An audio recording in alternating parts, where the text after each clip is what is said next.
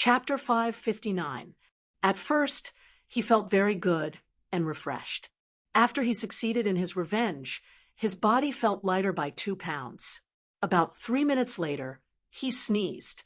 Maybe he choked on the dust, but it didn't matter. In the following time, Bloody Kiss was in an indescribable state of excitement. It was just like when he was 15 years old and walked into a small room with his sister. Even in this gloomy and strange castle, he couldn't help but hum while walking in front. "Smile. What are you laughing at?" After receiving the temporary treatment, Liz looked at him in confusion. Bloody Kiss covered his mouth, shook his head, and said, "I remembered something happy." Next to him, the assistant who was bandaging him also burst out laughing. He didn't know why. When Liz looked over, he was stunned for a moment and tried to hide his smile. He wanted to put on a serious look to prove his professionalism. "Sorry, I also remembered something happy." Liz looked at him suspiciously, and her expression gradually became gloomy. She put her hand on the stone-toothed sword behind her and suddenly asked, "You too, are you thinking of the same thing?" Bloody Kiss was stunned. "What's wrong?" No, Miss Liz, we are not making fun of you. He was a little anxious and sneezed again. Then he saw a few Ivy League people's expressions become ugly. Those people took a few steps back and put their hands on their weapons. "Wait a minute, is there any misunderstanding?" He raised his hands to show that he was harmless and took a step forward to explain, but he saw Liz waving her hand and drawing a straight line on the ground with her stone-toothed sword. Just there. Liz's expression was cold. "Sit down. Samson, don't come any closer." "What's wrong? Why are you suddenly so serious?" Bloody Kiss was stunned for a long time and couldn't help but laugh. He couldn't stop laughing. Soon, he saw the assistant's horrified expression. That person staggered back in disbelief. On the assistant's face, between his mouth and nose, a layer of dark green mycelium quietly stretched out. "Hey, your face." Bloody Kiss frowned and tried to hide his smile. "What's wrong with your face?" The assistant's face became paler and paler. He moved back and almost fell into the corner. Your face is the problem." Shweshi was stunned in place. Subconsciously, he pulled out the knife from his boot. Instantly, the smooth blade of the knife illuminated the perverted and excited face. He was trying hard to frown, but he could not restrain his smile, as well as countless mycelium wriggling out of the eyes, ears, mouth, and nose like living creatures. All sorts of colors. Red, green, blue, white, black, and red. He stiffly moved his mouth, only to see a crack open on his gradually numb face. From behind the crack, some kind of dark liquid seemed to be wriggling, mixed with his blood, and seeped out bit by bit. Like a nightmare, it quickly evaporated, forming a faint black smoke. Meanwhile, under the fingernail of his hand that was holding the dagger, strands of mycelium quickly grew out and wrapped around the blade of the dagger, causing it to rapidly decay and shatter. Pah! On the gradually decaying blade, the last thing that was reflected was his shattered eyes. That pair of terrifying evil eyes was filled with abnormal excitement, but now it was almost bursting with light like the scorching sun. Countless bubbles of color emerged from the light and rapidly multiplied. In the end, even that pair of eyes could not contain it. The eyes swelled and cracked, turning into an illusionary mist rising from the shattered eyes. "What is going on?" Involuntarily, Bloody Kiss screamed, "Save me! Save me!" The skin that had lost its flexibility was like leather that failed to be tanned. As he moved, it made a small cracking sound and cracked inch by inch. Under the broken skin, countless mycelium and black blood flowed out, dripping, sticky. In the blood, strands of dark ink-like color were rapidly spreading, wriggling, condensing into a bead shape from the pool of blood. It unbelievably broke away from the blood and gravity, floating in the air. One drop, one drop, one drop after another, as dark as the night. It was like a nightmare with no end in sight. Countless mycelium extended out from the cracks of the body, entangling in the black liquid. Within the layers of mycelium, Bloody Kiss's tragic cry finally burst forth. As his blood boiled, countless origin substances that had been infected by nightmares completely corroded the deformed sacred mark.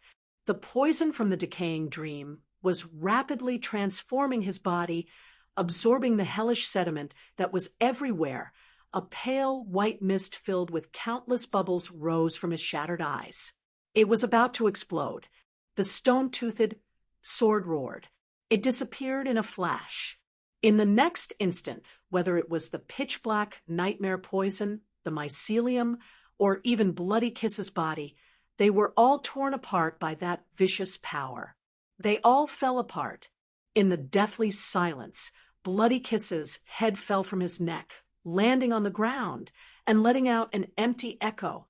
No blood spurted out.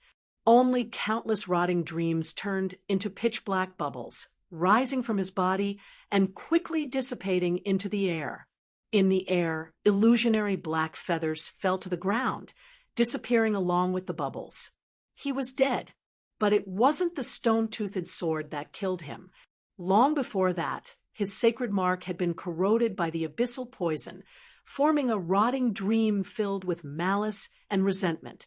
Accompanied by the countless curses and poisons he had created throughout his life, he gradually mutated into a pitiful creature that couldn't even scream, being ravaged by the nightmares. In the end, along with the destruction of the dream, he also welcomed death.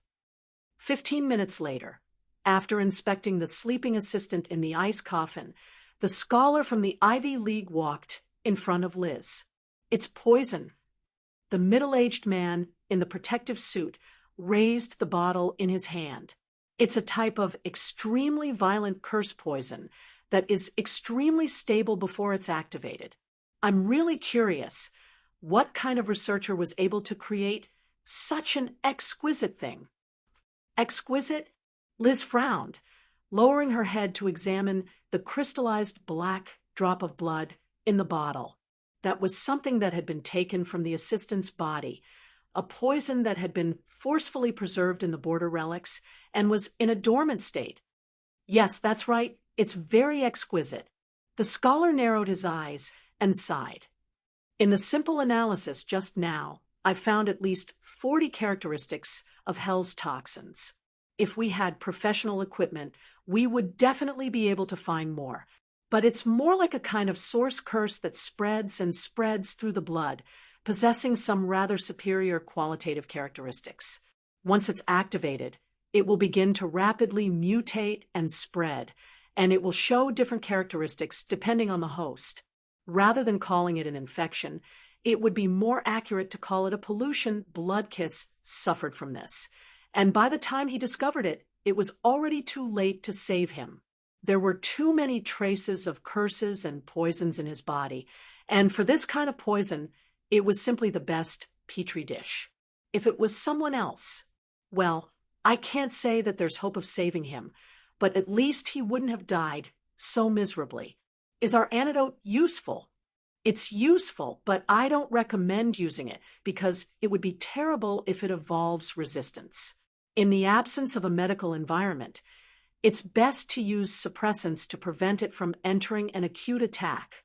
We'll treat it when we return to the base." The scholar glanced behind him and looked at Liz. "Fortunately, we've brought a lot of other preparations.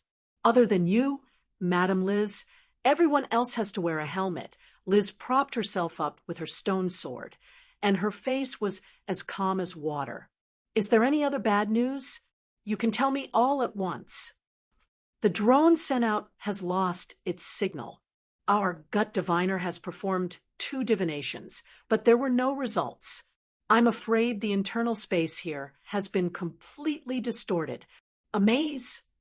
The scholar nodded. "That's what it means. Are there any other problems?" Liz asked. The scholar pondered for a moment and asked, "Should we continue?" After one of their leaders died, the people from the Eye of Nightmares became a little disobedient. Someone wants to renegotiate the price with us. Liz frowned as if she was frustrated. After a long silence, she suddenly sighed. It's really difficult to quit smoking, Mr. Lando.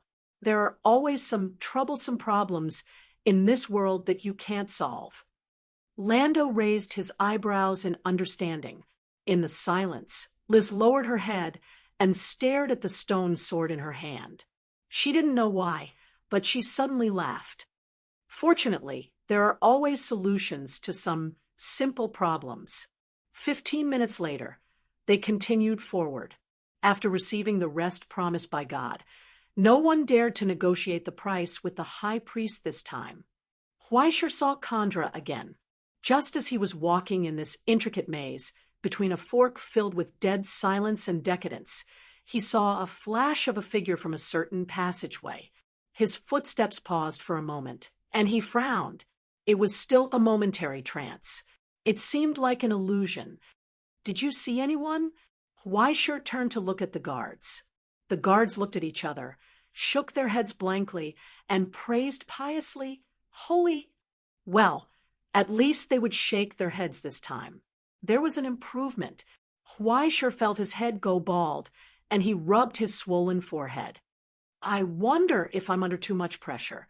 By the way, why do I always get thrown into all kinds of damned places by unreliable leaders? Could it be that Tangi wasn't bluffing when she said the success of 10,000 generals is built upon a single withered skeleton? Holy! The guards of the park piously praised again. It was unknown if they were expressing their agreement. The ultimate tool. Huaishir did not want to talk anymore. He continued to walk forward, but as he walked, he looked back and saw Chandra's figure again. Again, it was a flash. He stood in the middle of the fork, his swollen back hunched as if he was waiting for something. When Huaishir took a closer look, he disappeared again. He did not attack, nor did he attempt a sneak attack. It was as if he simply wanted to make his presence known. Huaishir was so frightened that his heart rate jumped to 180 beats per minute. What the hell are you doing? After becoming a ghost, do you like to scare people so much? Huaishir was angry. He pulled out his sword and walked over, wanting to grab this bastard and chop him to death. But when he returned to the fork, he couldn't help but look at the end of the fork where Chandra had appeared. There, a faint footprint still remained on the ground. It was like a sign. Huaishir scratched his head in astonishment. He was stunned for a long time, somewhat in disbelief. What was this? Was this guy showing him the way? Chapter 560. That guy must have some complaints, right? On the iron crystal seat, under the huge alchemy reactor, the Grand Master, who was buried in the workbench, suddenly looked up. The purser, who was assisting beside him, suddenly laughed. Please forgive me for being blunt. If it were me, I might have really usurped the throne. I can see that Mr. Secretary is quite good at this. Young people nowadays don't know how to appreciate the good intentions of the leaders. The Grand Master clicked his tongue unhappily. That guy, maybe he doesn't even know the damn smell on his body. To be honest, I can't smell anything. The purser raised his eyes and glanced at his boss. Didn't your nose lose its smell many years ago? It's just a little different from ordinary people. Although I lost the ordinary sense of smell, I became sharper in other aspects. Sometimes I really don't know whether that accident is good or bad. The Grand Master paused for a moment and suddenly laughed mockingly. Maybe if it was 20 years earlier, I would be ecstatic because of such a change. I hope you can recover soon. The purser shrugged. But I'm more curious now. What is the smell you're talking about? Since the explosion of the furnace, the Grand Master had become like this. To be able to become like this was enough to show the Grand Master's ultimate attainment in alchemy. He lost 72% of his skin, was severely burned, and lost 2/3 of his body. His heart, liver, and lungs were all fatally wounded. His divine mark was broken, and his soul was completely disintegrated.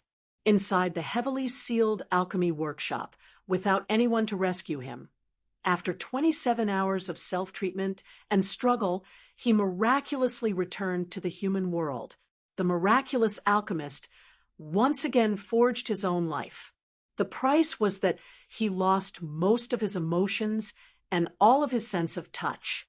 The foundation of life sublimated from the fragile carbon-based synthesis to the operation of miracles.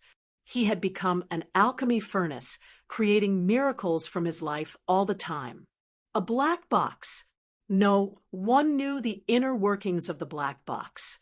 Many people could not even figure out whether the Grand Master in front of them was the alchemist in the past or an autonomous answering machine that he had created to simulate himself before his death.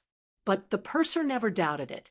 Whether it was the patient with severe depression or the emotionless man in front of him, he could feel that his best friend still existed in the body in front of him, like a flame burning all the time. And after abandoning most human bodies and turning himself into a human-shaped border relic, the Grand Master gained certain senses and vision that surpassed common sense. While it was becoming more and more inhuman, it was also getting closer to the essence of a miracle. All pretenses and falsehoods were exposed in front of him. Therefore, when the Grand Master talked about his feelings, the purser was not shocked. What he wanted to know more was what the great Grand Master had sensed from this young man. Stench. The great Grand Master replied, mercilessly and with great disdain, "It's the stench of a naive and stubborn brat." He didn't look at the situation, didn't look at the atmosphere, didn't look at whether it was appropriate or not, and didn't know how to restrain himself. Once he started to lose his temper, there would be no end to it. Once a person like him got involved in something, it would always give everyone a headache in the end. In this aspect, he was exactly the same as Russell. No wonder the two bastards liked each other. Other than that, the sour stench could be smelled from hundreds of meters away. How many women did that guy have under his feet? Why hasn't he exploded on the spot yet? It wouldn't be strange if such a guy was dismembered by his lovers one day, right? Ah, young people really know how to play. The purser chuckled softly. If you ask me, it's also a great specialty to be able to make girls like him.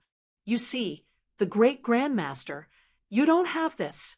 The great Grand Master raised his eyes and glared at him. The purser shrugged indifferently and was not afraid at all. We've been partners for so many years. Who are you trying to scare? Other than that, the purser continued to ask. What other than that? To be envied by the great Grand Master, he shouldn't only have such advantages as idealism and good luck with women, right? Jealous? The great Grand Master paused and frowned. I'm jealous of him. Yes, jealous. The purser raised his eyes and looked at him seriously. If you ask me, after so many years, I have seen many people who made you angry but to make you feel envious and unhappy from the bottom of your heart. This is the first time I've seen someone who made you feel envious and unhappy. Is it because I'm old and dim-sighted, sir? Or did I misunderstand something? After staring at him for a long time, the great Grand Master finally snorted helplessly. Isn't your nose much more sensitive than mine? Thanks for the compliment. The purser asked with a smile. Then what's the answer? Bitter. The great Grand Master was silent for a long time and said, unhappily, and bitter. Bitter? Yes, it's different from the miserable bitter almond taste and the bitter taste of torture. It's a rare bitter taste, like the last taste of poison. After so many years, the purser still could not get used to the great Grand Master's wonderful analogy, and it was difficult for him to understand what he meant. That taste is not his own. It's a gift left by something else, like a hope placed on him. But what they left is completely different from hope, and it's also completely different from despair. The great Grandmaster pondered for a long time and said softly, "If I have to say, it's release, right?" The purser was puzzled. "Yes, release, and that's it. That's it." That little bastard did not know what he did and how many people or monsters he killed, but those people were very grateful to him before they died, without any resentment. Speaking of this, the great Grandmaster sneered. "I'm afraid he doesn't know how terrifying his attraction to hell creatures is. For those who are desperate for an end, he's like a savior and a blessing. Since the first time I saw him, I understood Russell's meaning. Since that old bastard is not afraid that his heir will fall into the abyss, why should I think too much?" After a short silence, the purser looked at the great Grandmaster in shock. "Is this a tacit, dirty deal between the higher-ups?" "It's just a little tacit understanding, because I know the other's bad character too well." The great Grandmaster clicked his tongue unhappily and urged, "Hurry up, don't dawdle. Also, how's the battle?" "5 minutes ago, it's still in a stalemate," the purser replied. "The one in charge of the operation is Ogiest, although that troublesome fellow has a slightly serious suicidal tendency. At least, there won't be a problem before he dies." "Is that so?"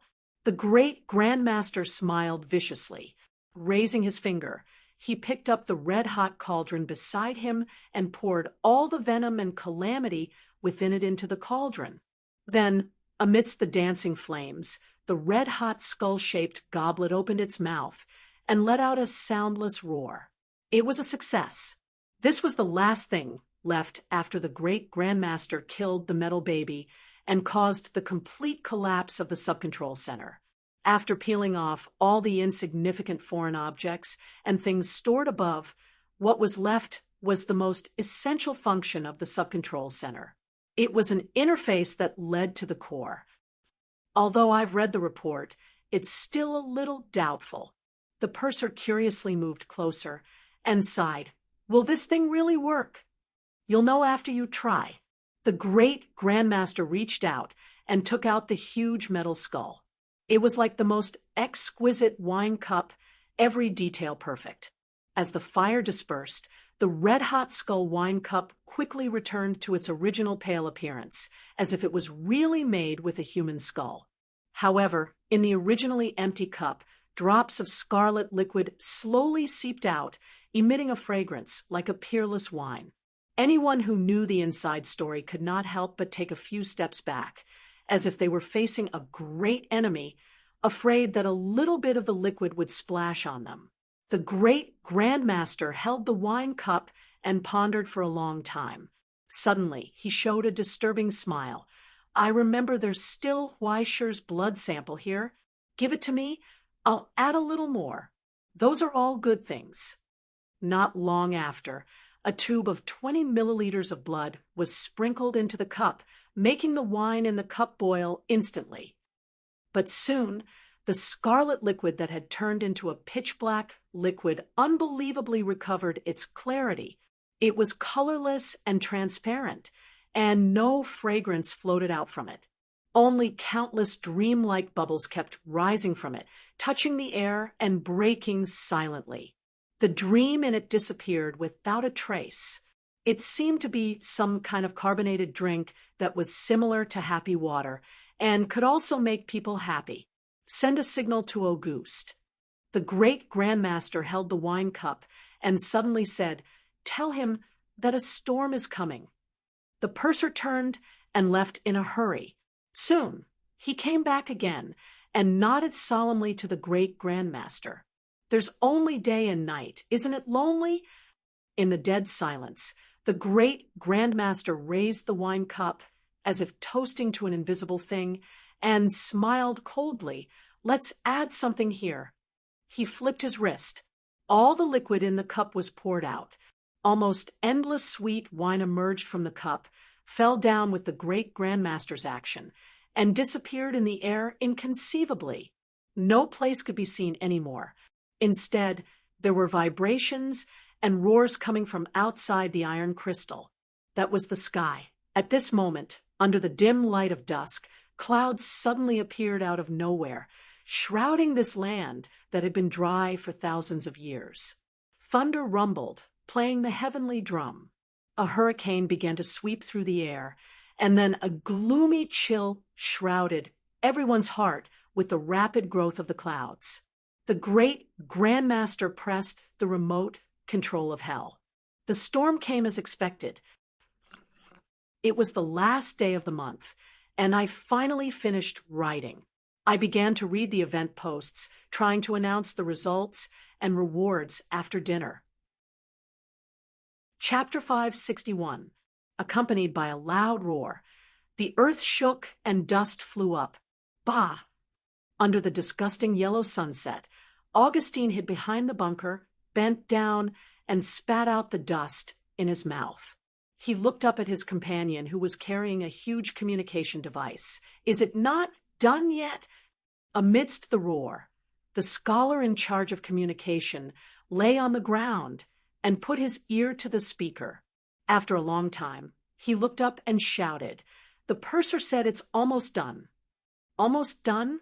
How fucking fast is it? How can you believe it?" Augustine's eyes widened. "I suspect that he has Parkinson's disease since I was 8 years old. He likes to fool people. He said it's already on the way. That means it will be at least 1 fucking hour dash." Augustine took 2 breaths, wiped the sweat on his face, raised his head, and said, "Can the undead army go on the field? Cooperate with Faceless. Let's charge another wave. Gargoyles, prepare to take off later. Faceless still needs 1/4 of an hour to prepare. Then I'll charge first."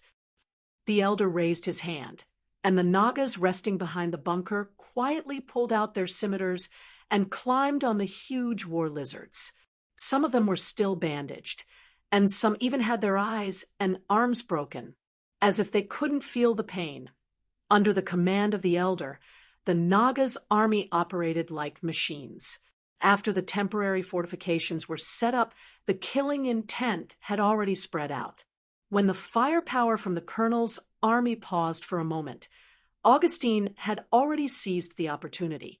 He roared, turned over the bunker, and cold frost spread from his feet, freezing the yellow soil and broken stone slabs with a layer of ice. As he rushed forward, his body became bigger and bigger. A layer of sharp ice armor had already formed on his tall and sturdy body, and 2 long, meandering horns had already unfurled from the armor. In his hand, the originally ordinary walking stick was also rapidly covered in a layer of frost, and a sharp blade grew out from it. He took the lead in attracting most of the firepower and rushed to the center of the battlefield, where the firepower was the fiercest. But then his body flickered out of thin air. He actually swept past the intersecting firepower, crossed a distance of hundreds of meters, and appeared in the middle of the colonel's army, and swept his strange sword. In the rain of blood, several soldiers at the front were the first to be cut in half. The combination of the Tier 3 frost giants and the traveler's staff, which allowed players to teleport, resulted in massive casualties. However, after causing a disturbance, Ogius did not dare to stay for long. After using all his strength to leave behind a wave of spreading cold waves, he retreated and reappeared in the distance once again. He had used up all of his origin substance and was on the verge of collapsing. Behind him, the ice-crowned star left behind by the frost giant slowly spread out. Wherever it passed, even the air was completely frozen. However, the terrifying cold quickly dissipated under the high temperature. Hundreds of salamanders rose into the sky. After extracting a large amount of fuel for temporary strengthening, the flames of this group of salamanders were already twice the size of ordinary people. The figures among them had even faintly solidified, leaving behind burning flames wherever they passed. The Ivy League spared no expense. All 4 salamander settlements affiliated with the Eye of Nightmare had been hired. Now, only 2 settlements were on the battlefield. As the main force of the attack, They had caused great damage to the ivory tower from the beginning until now. Many of the peripheral defensive facilities had been broken under their fierce attacks. After using a large amount of fuel and foreign flames for catalysis, all of the salamanders had entered a rare burning period. The more of them there were, the more shocking the burning temperature would be. Now, Salamander, who had 2 settlements, had turned the entire battlefield into a furnace. The long-planned counterattack of the Naga undead army was also futile in front of their stubborn defense. The gargoyles that rose into the sky only had time to detect the situation. Before they could cause trouble at the rear, they had no choice but to retreat to the broken temple where the branch control center was located. No matter how good-tempered a person was, they would start to get angry after being suppressed and beaten for 2 hours. Especially as time slowly passed, it was soon going to be night. If they could leave with the branch control center, the situation would definitely not become so troublesome. However, the problem was, with their current ability, they could not move it at all. Not to mention them, even the Iron Crystal Throne could not move it. This was because the branch control center was this broken temple that looked like a temple itself, including the broken walls and the altar. Everything was an extension of the branch control center. It went all the way down to the foundation, dozens of meters underground. This caused Ogiest and the others to be unable to gain any advantage, even if they occupied the branch control center first.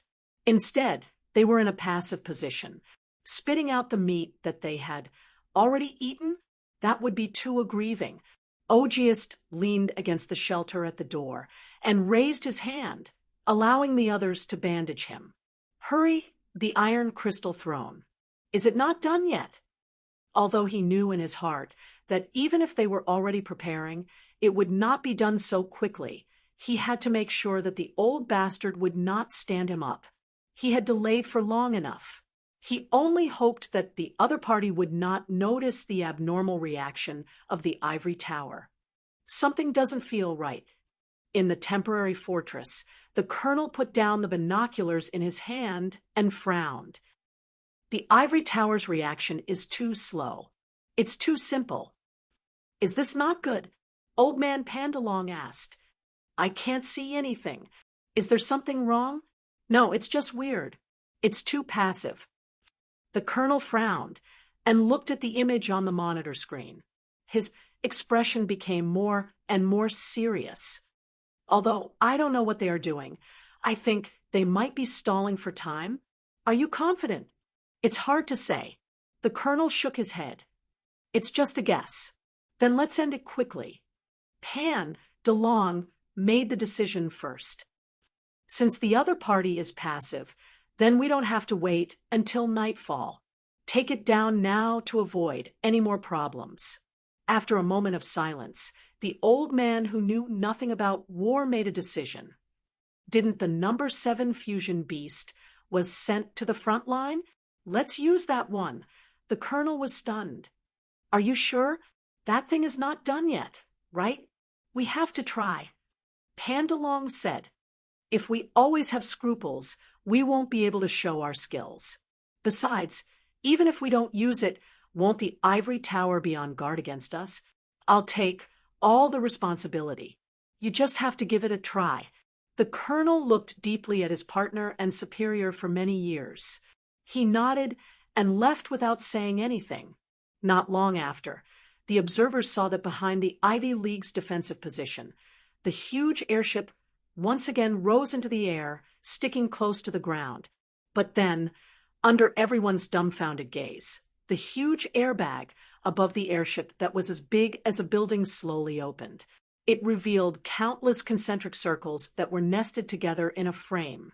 Accompanied by the rotation of the frame, a whistling hurricane rose out of nowhere. The whole space seemed to be torn open. A slender leg stretched out from it. Giant fusion beast! Ogius put down the binoculars.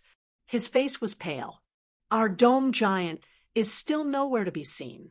How did those bastards manage to cultivate the war behemoth so quickly? Can you tell what model it is? It's not an adult. It's just a juvenile. The observer's eyes widened.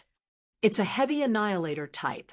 It probably has special mobility, but it's still within our ability to deal with. Before he finished speaking, another roar erupted from the sky. They were stunned. Looking up, they saw a layer of dark clouds sweeping from afar and covering the entire sky. The dusk that was supposed to last for 3 hours had ended early. Instead, it was replaced by layers of throbbing black clouds filled with endless lightning. In the sudden cold wind, the scholar squatting next to the communication station looked up and shouted to Ogiest in ecstasy. "The storm is coming." Yes, the storm was coming. In addition, there was another meaning in the code of the Iron Crystal constellation. Disaster warning, 4T. It's finally here. After a brief moment of astonishment, Ogiest took a deep breath and sniffed the rapidly thickening tidal scent in the air. His smile became more and more excited. This time it's really big. Everyone, quickly get dressed and get ready for battle. The hurricane swept across. In the increasingly high-pitched whistling, the colonel looked up in shock and saw flashes of light jumping rapidly in the clouds. What the hell is that? He could not believe it. It's going to rain?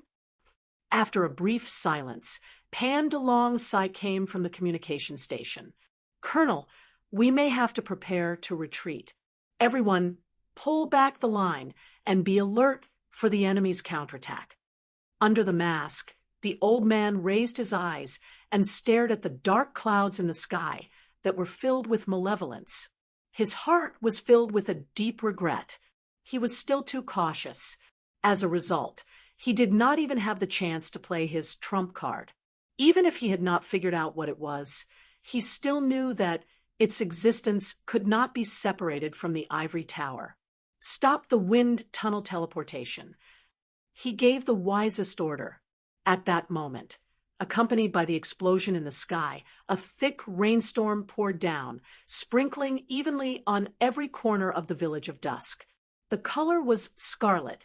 That was blood. Endless blood fell from the sky, forming a torrent that seemed to engulf the entire world, fertilizing every inch of land.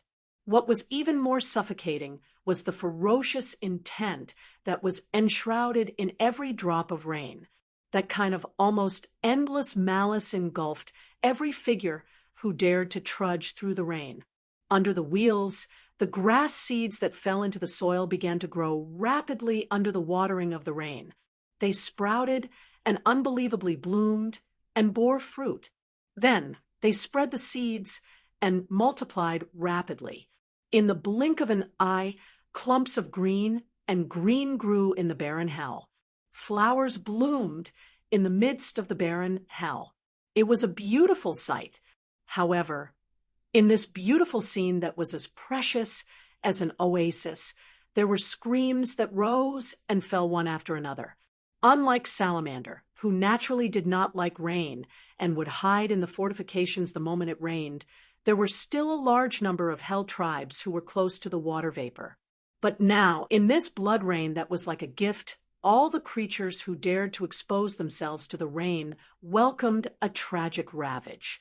If the skin was stained by the rain, then the skin would rapidly loosen and wrinkles would grow on it. If the hair was wet by the rain, then the hair would rapidly lose its color and fall from the top of the head, revealing the scarred scalp. Even if one's scales and claws were to be touched by the rainwater, they would immediately age like a shadow. Under the splashing of the rain, every moment would usher in unimaginable aging and weakening. In just a few seconds, a strong warrior would fall to the ground, struggling in the pain of the rapid decay of his internal organs. It would be difficult for him to breathe. Once he stopped breathing, he would begin to expand, decay, and even decompose at a terrifying speed. In just half a minute, even the bones did not exist in the world. Only lush flowers, weeds, thorns, bushes, and other plants rapidly grew and withered in the blood rain, returning to the cycle of nature. This was a curse. a curse that was attached to the blood rain. After being modified by the great master, Huaisher's blood no longer showed any signs of poison. Instead, it had been integrated into the generous blessing. Growth. If it was a curse, perhaps one could still hope that one's resistance could resist it. But in the face of such a generous influx of vitality, no life would instinctively choose to refuse. Feeling the vitality brought by the rain happily, thousands of times of growth, and then thousands of times of decline. In the blink of an eye, after a short life, everything left behind would become the nutrition for countless flowers and plants to sprout. Under the shroud of the blood rain, a brand new ecosphere arrived in the territory of the Twilight Village, forming a cycle of nothingness. Like an invisible millstone, it consumed all the lives in it little by little. Originally, as the sub-control center of the Twilight Village, the giant cube was only left with an interface, a connection to the center. Now, under the stimulation and modification of the secret instrument, it formed a terrifying weapon that did not distinguish between friend and foe. Just like what the great master once said, only day and night, it was too lonely. Relying on the connection between it and hell here, the great master injected the third disaster miracle into the Twilight Village. Aging rain. Under the heavy raincoat, Ogiest slowly raised his hand and revealed the Nibelungen ring inherited from the head of the exploration team. When he called with the sacred mark of the same origin, a terrifying chill quickly rose into the sky. It was accompanied by the roar of the horn. It shook the rain, the earth, and the sky. Dazzling lightning emerged from the void and intertwined into a spear. The frost giant legion sleeping in the Nibelungen opened their eyes, and hell slowly emerged from this place. The endless blood rain fell on their shoulders and froze into scarlet in the spreading chill like a blood-colored cloak. In the blood rain at dusk, they were already excited. As the light of the rune pillar lit up in the rain, Pan DeLong slowly closed his eyes. The situation was over. Chapter 562. Huaisher felt like he couldn't breathe. In the darkness, he held up the candlelight and walked down the stairs slowly as if he was walking into the bottom of the sea. Under his feet, layers of darkness rippled like the tide. Huaisher felt his toes go numb. He stopped and moved his feet. He felt his ankles become slightly stiff. It was the gradual petrification of the places where the light couldn't reach. The lower he went, the stronger the curse reverberating in the darkness. Even if he held up the candlelight slightly and formed a shadow for a moment, there would be faint petrification on the surface of his skin. Fortunately, as long as he didn't go too deep, this process could be reversed with young Master Ming's resistance. He paused for a moment, stretched his stiff body, and looked around. Beyond the lonely staircase, there was only darkness. It didn't make sense at all. Along the way, he felt that if he worked harder, he would be able to walk back to the Iron Crystal Constellation. But he still didn't leave the branch control center. Now, he suddenly felt like this was just the beginning of a long journey. He still needed to go down. Under the guidance of a haunting figure, he jumped into the darkest place as if he was looking for death. Huaisher felt like he must be crazy. The solidified darkness was too cold. It was like it wanted to take away all his warmth and freeze him there. Even young Master Ming felt tired. Unfortunately, the Candle Crows were behind him with Gundams. Otherwise, he could at least call them out. During the long journey, he panted for a moment and continued walking. Beelzebub, are you there? He wanted to find someone to talk to. If he couldn't, he could talk to Tong Lin. I'm not here. Beelzebub had no interest in talking, which was rare. He sounded listless. Ignore me. I'm dying of discomfort. What's wrong? Huaisher asked. Brother, you're asking me what's wrong. Don't you know you're doing a dung pit butterfly marathon? Beelzebub complained. I can't breathe. What the hell? Huaisha was shocked. He looked around. It's been tens of millions of years. Where's the dung? For example, do you know what an example is? Beelzebub deeply felt that his life was not easy. Aren't you feeling terrible too? Magnify it 10,000 times.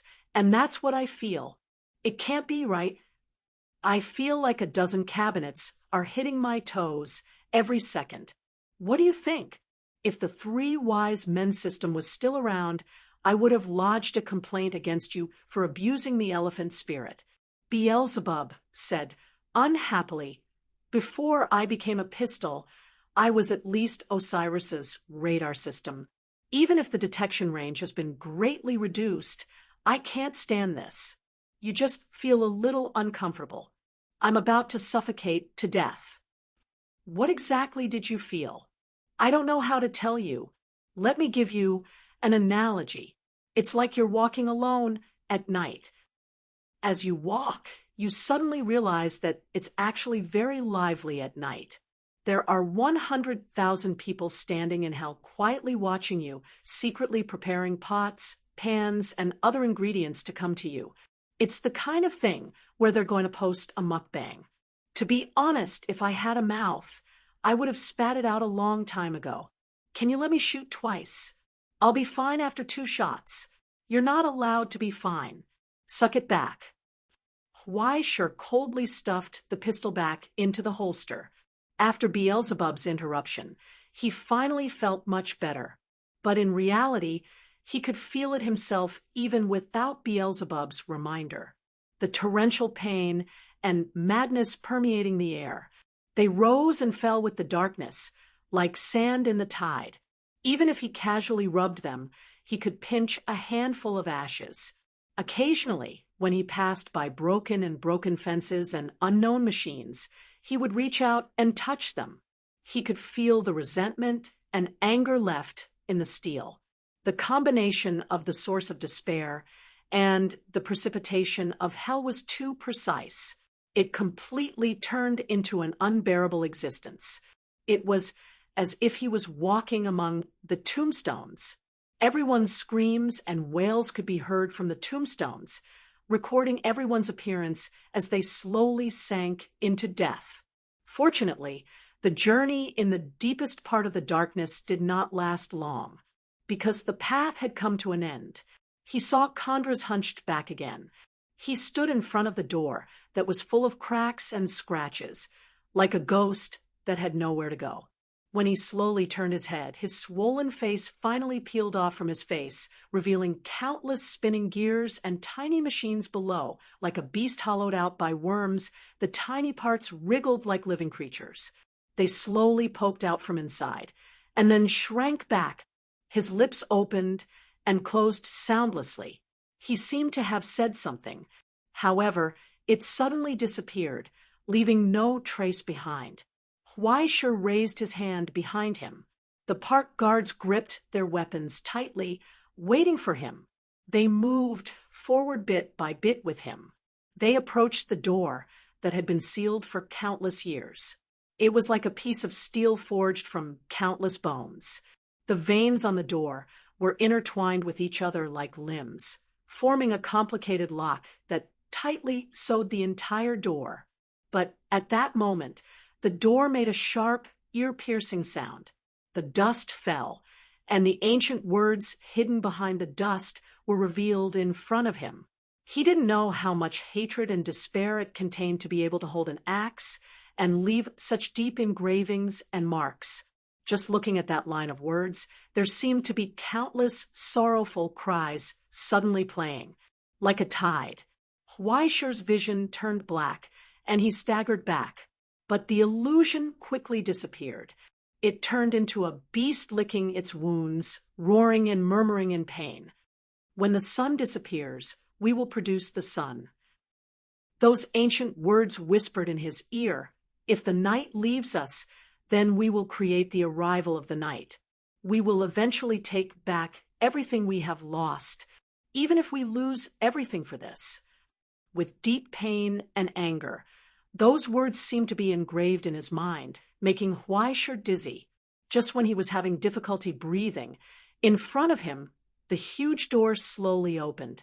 On the door, the intertwined limbs broke, fell to the ground, and smashed into pieces. And in the ear-piercing roar, the darkness that had been sealed for countless years spewed out from it. In Weishur's hand, the fire he held high was instantly extinguished by the storm. On his head, the crown that belonged to the Prince of Paradise appeared in an instant, lit up, and held up the tyrannical darkness for him with difficulty. It illuminated the scene in the deepest part of the darkness. From the scars left over from thousands of years ago, in the magnificent hall that was like a sacrifice to the gods, there was no display or decoration at this moment. It was so empty that it was frightening. But with the arrival of the light, everything sleeping in the darkness was illuminated. It was like a seal set up by alchemy. Countless shackles extended from those matrix-like secret instruments. They hung down and entangled with each other, firmly binding a wriggling mass of darkness in this palace. But now, with the opening of the door, the darkness that had been sleeping for thousands of years was awakened, surging wildly as if boiling. It struggled wildly. Weishur was horrified. Something was wrong. What was wrong? Why was there such a link like playing a game? Why was coming here like entering a dungeon? Why was the mechanism here like the player would automatically start a monster when he came here? Why was he suddenly able to understand those words? From the beginning, his actions had fallen into the control of something, including entering here. At first, it was just a vague premonition, but now he was completely sure. Inexplicably, the solemn skeleton in luxurious clothes appeared in his consciousness. Just as he understood something, he suddenly heard an ear-piercing scream. His head was in severe pain, like seeing a volcanic eruption at close range. He could feel that despair, pain, and anger that had almost become tangible burst out from the bound darkness. The sound of the chains breaking was endless. With the rapid change of the darkness, the struggle and the eruption, countless bindings turned into dust and scattered to the ground. In the air, the viscous darkness suddenly swelled. Something was wriggling below. Suddenly, a palm-like limb pierced out from it, followed by another, and another. 3 withered palms tore open the darkness. Just like a baby in labor, it slid out from the stinky black blood and landed on the ground, twitching and struggling crazily. One could vaguely make out that it was a human figure, but its limbs had become extremely strange. Most of its body had already liquefied into a black viscous substance, which was the essence of origin substance formed by endless despair and pain.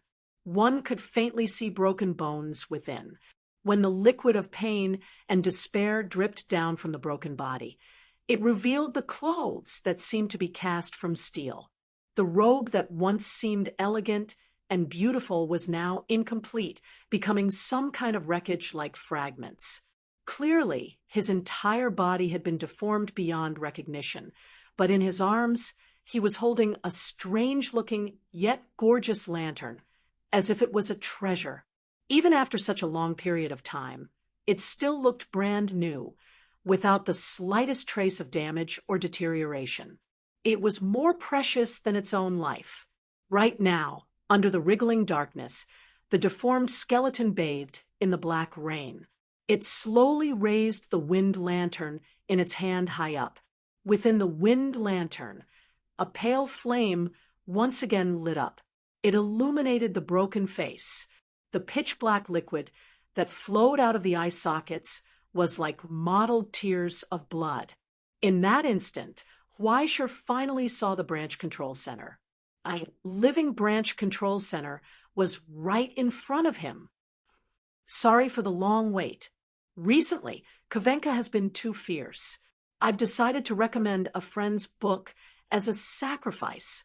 The Ember's Gun, also known as the old era's Gospel Soldier, Steampunk 2077. Set in the Victorian era, The Adventures of a Door-Kicking Detective. Well, roughly. Please take a look. Chapter 563. In the dead silence, there was only the sound of bones rubbing against each other under the broken body. The moment the lights were lit, a fanatical flame appeared in the empty eye sockets. It was as if the soul had returned from a nightmare once again. Sunmaker, I beg you to be merciful. There was a whimpering sound, intermittent, hoarse, and sharp. It was the sleep talk of a soul lost in the abyss. I beg you, listen to our prayers. I beg you. The sobbing stopped abruptly, accompanied by the sound of bones rubbing against each other. The figure on the ground inconceivably turned around, and the fanatical flame illuminated where Huaishur and the others were. No, it's not you. He stared at Huaishur, as if in disbelief. Why isn't it you? For a moment, Huaishur thought that he wanted to sing, and even gave himself a start. But Huaishur didn't care whether he wanted to sing or eat people. He took a step back, hid the blade of the sword of virtue behind him, and signaled the park guards behind him to be ready to attack at any time. Sorry, I went to the wrong place. He tried his best to squeeze out a kind smile and slowly stepped back. I'll go out now. Old Tai, you can continue to sleep. I won't disturb you anymore. Goodbye, good night. Boom. After millions of years, anger and resentment turned into a torrent and swept over like a raging wave. Liar!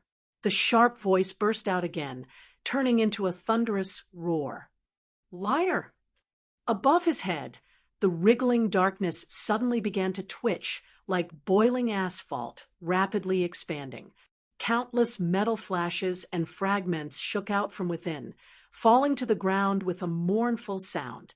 The high-pitched sound of iron breaking could not suppress the roar of despair.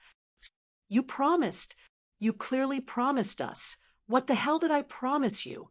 I'll come back and marry you after I pass the exam? Huaishur widened his eyes in shock.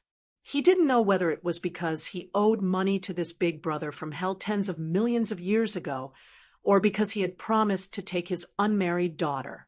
But now, the undisguised hatred had hit him in the face. The broken figure seemed to be pulled by an invisible rope, slowly rising from the ground. With the tips of his broken feet, he raised the gorgeous lantern in his hand towards Huaishur. Light that seemed to be solid gushed out from it, rising up and intertwining with each other, forming a strange miracle like an alchemy array. It was as if it was a combination of alchemy and the use of origin substances.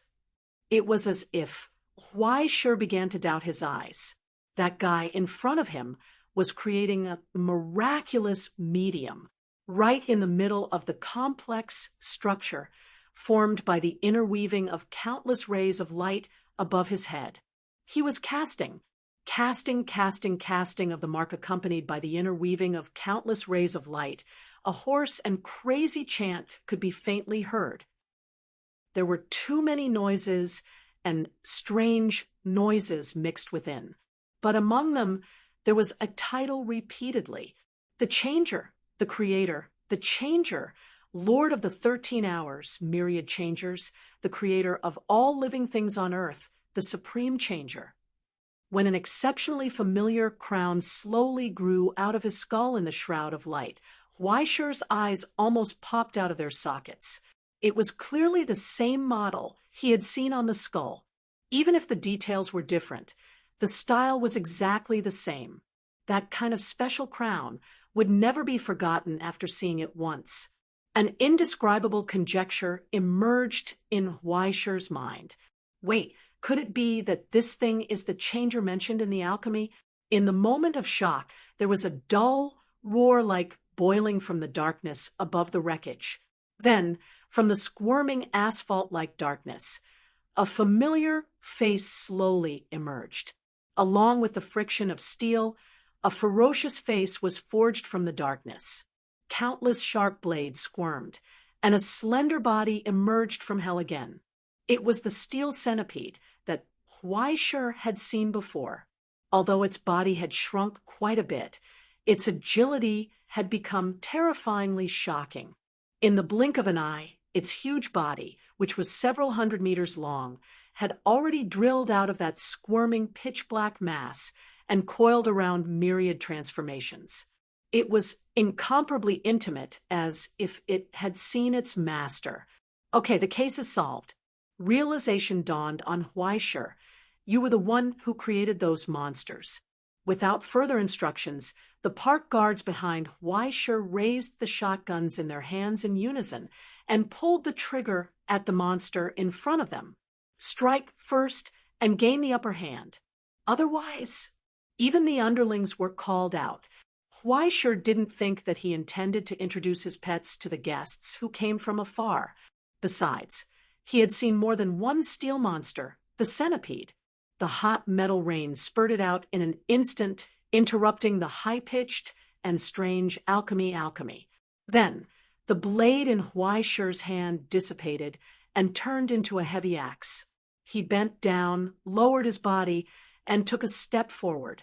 Like an arrow leaving the bow, under the pull of the arch, fascia, and even muscles, the youth's step that was ready to go was suddenly activated at this moment.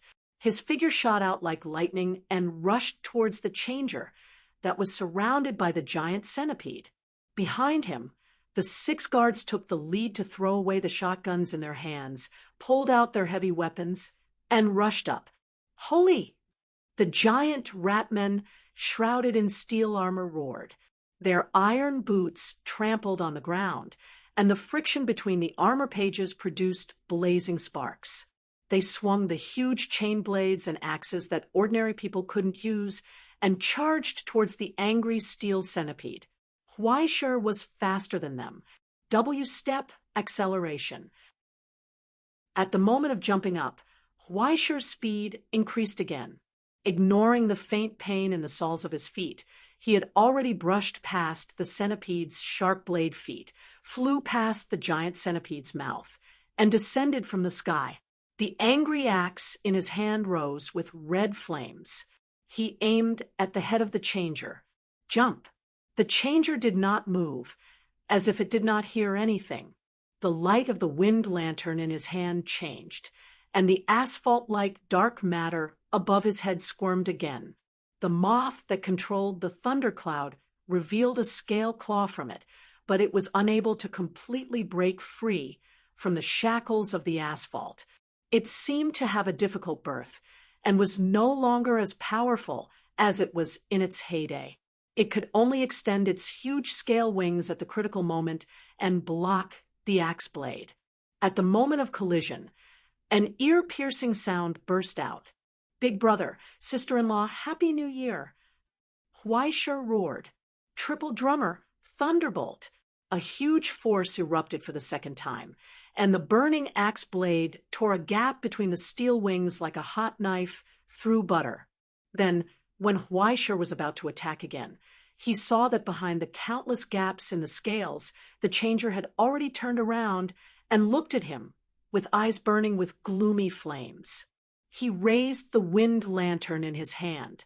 The giant moth's iron wings suddenly disappeared, and were replaced by the spider's 4 sharp limbs. They pierced through the viscous asphalt. Huaisher dodged pathetically, rolling around the centipede's blade-like legs without a care for her image. However, she suddenly let out a sigh of relief. Although she didn't know why this thing was locked up here, there was no doubt that after being sealed for so many years, its strength had weakened to the extreme. One could imagine how terrifying the existence known as the King of Changers in his heyday was. The entire Twilight Village was probably created by him. Just looking at the monsters underground that were still so terrifying after thousands of years was enough to prove his ability. After a simple test, he gradually had a guess in his heart. The opponent's strength was not strong, but the biggest deterrent came from the viscous asphalt-like darkness suspended above his head and the strange wind lantern in his hand. If he guessed correctly, the The huge darkness above his head was a kind of forging furnace, and the wind lantern in the changer's hand was a tool to operate and control it. Perhaps the original myriad changers had been split up and stored in the production line, while his power was stored in the group of wandering monsters. With the re-emergence of the subcontrol center, his existence was pieced together again. Finally, he was born again in the world through the asphalt-like forging furnace. No one could say for sure whether this thing in front of him was the king of changers. Just by looking at his crazy appearance, one could know that something went wrong during the reconstruction process. No matter how strong the data storage medium was, it would be destroyed after such a long time. It was enough to prove how terrifying his skills were that he could come to hell again with the help of heavy forging. But now he was probably weakened to the limit and could not even support the existence of two monsters here at the same time. Otherwise, he could have called out all the monsters. Even if they were all miniature versions, Huaishur would be dead today. Why would he need so much trouble? And just as Huaishur repeatedly tested and jumped skillfully, the roar of an explosion sounded from the periphery. It was the loud sound of Huaishur's alchemy bomb being detonated. The blazing heat wave spread along with the fire. After being strengthened and custom-made by the iron crystal base, the alchemy bomb, and the liquid fuel Ramses' fury ushered in an upgrade. At least, it was dozens of times stronger than the goods that Huaishur casually made. Under the desperate attack of the park guards, the huge centipede's attention was attracted by the few who rushed at the front. Then something stuck to his body. As the loud sound spread under the ravage of the impact, it broke into two pieces. But right after that, the broken centipede turned from one to two. It was just like an earthworm. The huge centipede angrily attacked these intruders who overestimated themselves. Among them, one had turned around and rushed in the direction of the changer.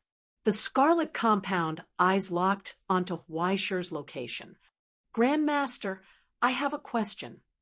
At the same time, in the truck's cab, Raymond looked at the image uploaded by the park guards and couldn't help but ask.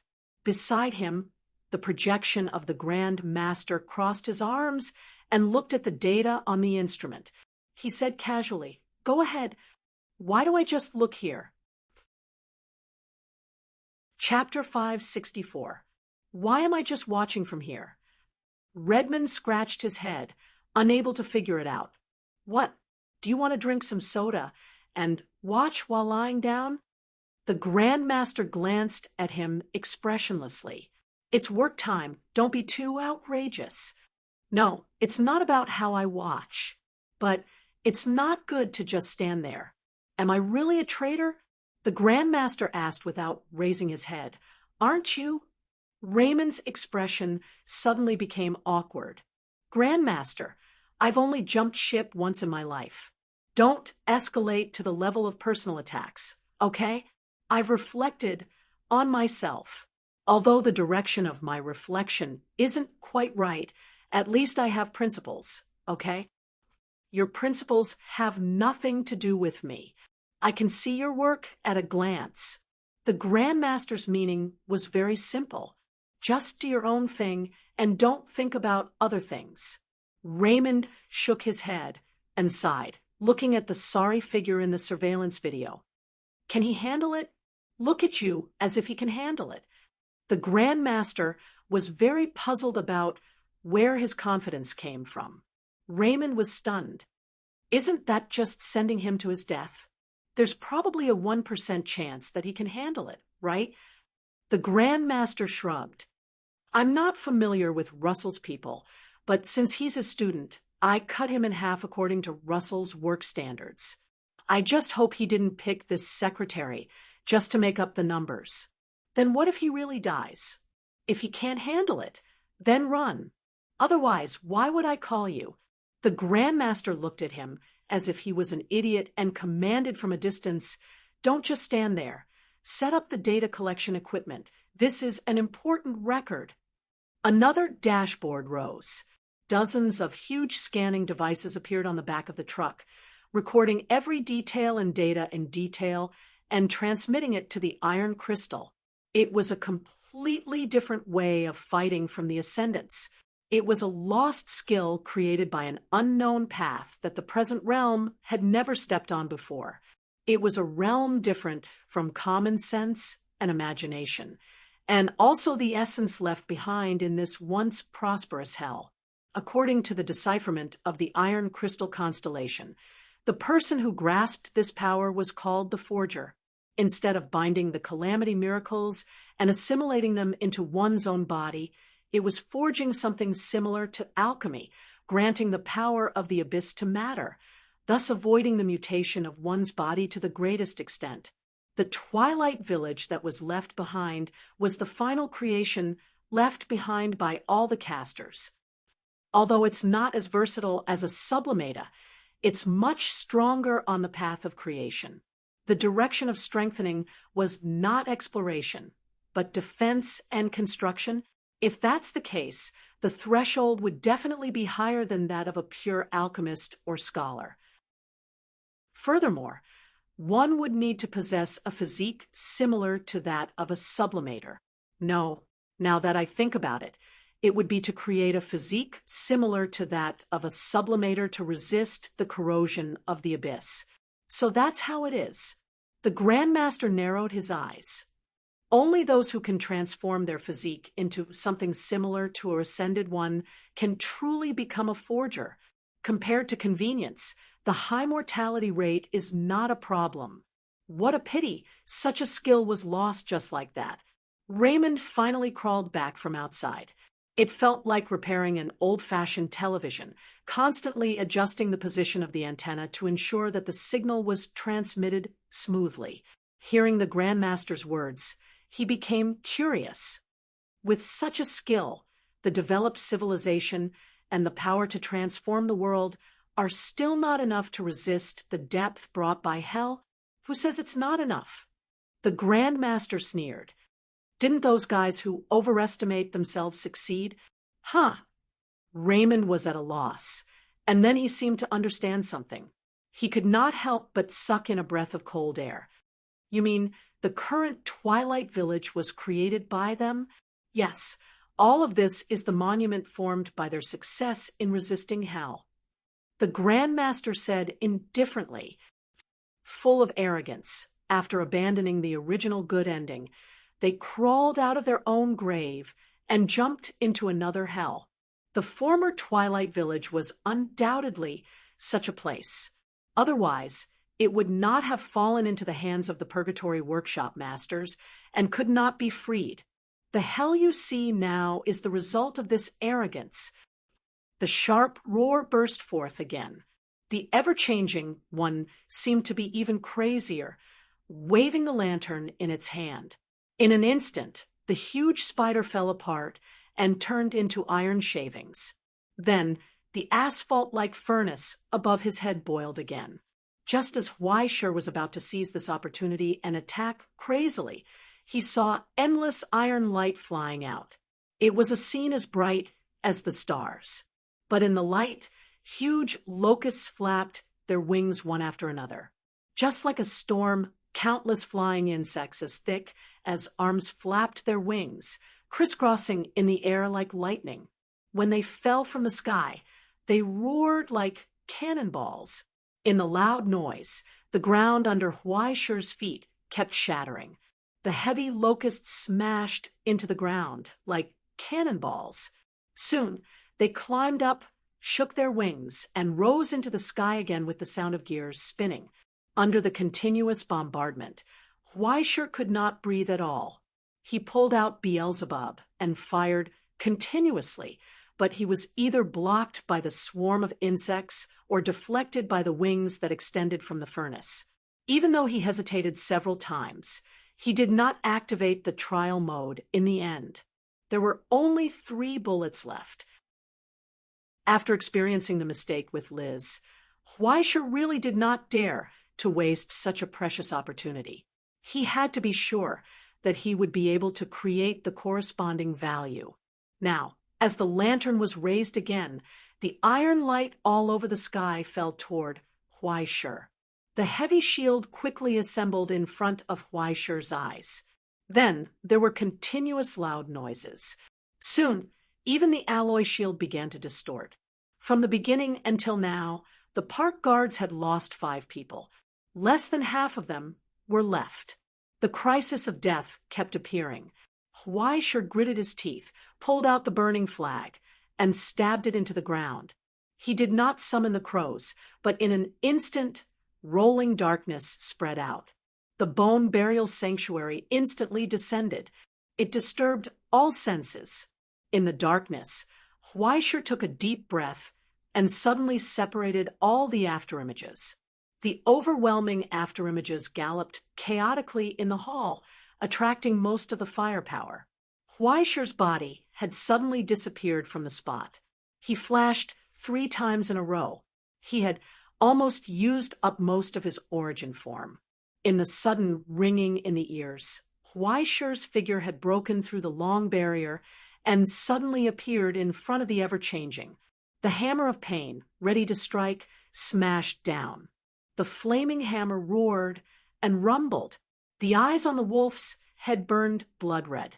When the hammer smashed down, the air also made a cracking sound, as if it could not bear the weight. It was a blow that was almost self-sacrificing, scattering this enormous pain. Now punishment fell from the sky, and there was no dodging. A loud boom.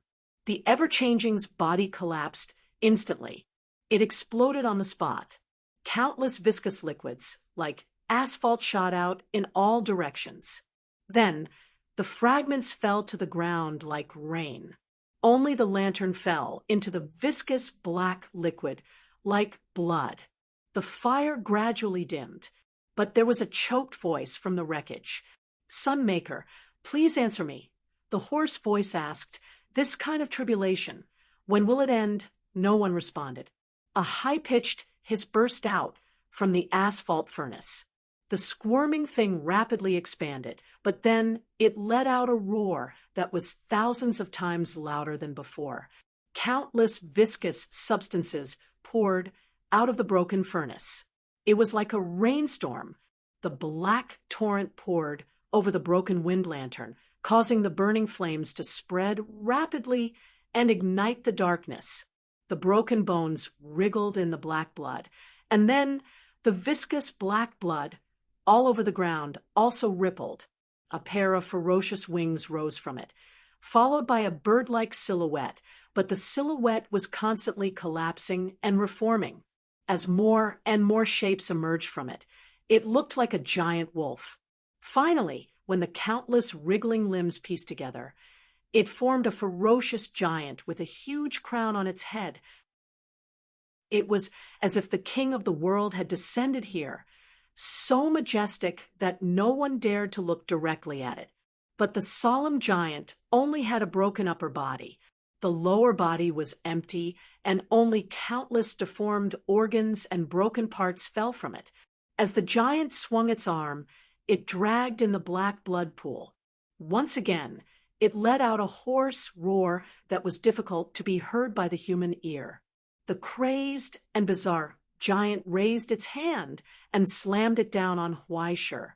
Waves of air swept out, and the earth shook. Between its fingers, viscous black blood dripped down. Countless body parts rose from the blood, constantly piecing themselves together into various broken limbs that wriggled in a frenzy. It was rapidly decaying and rapidly regenerating. It was stubbornly unwilling to die, but could no longer continue to live in the sorrowful and choked roar. The viscous black blood ignored gravity, rose into the sky, and turned into a sharp rainstorm, sprinkling in all directions. F*CK, the second stage. Huaishur roared angrily. "Where the F*CK did you come from?" The hammer of pain was swung, and with all its strength, it smashed into the giant hand that was slapping down again. The boundless power collided, and Huaishur was sent flying. His vision went black. In his hand, the hammer of pain shattered inch by inch. The origin substance structure had actually been destroyed by this attack, and it would be difficult to use in a short period of time. Countless scattered pains wreaked havoc in his soul, causing him to involuntarily roar in pain.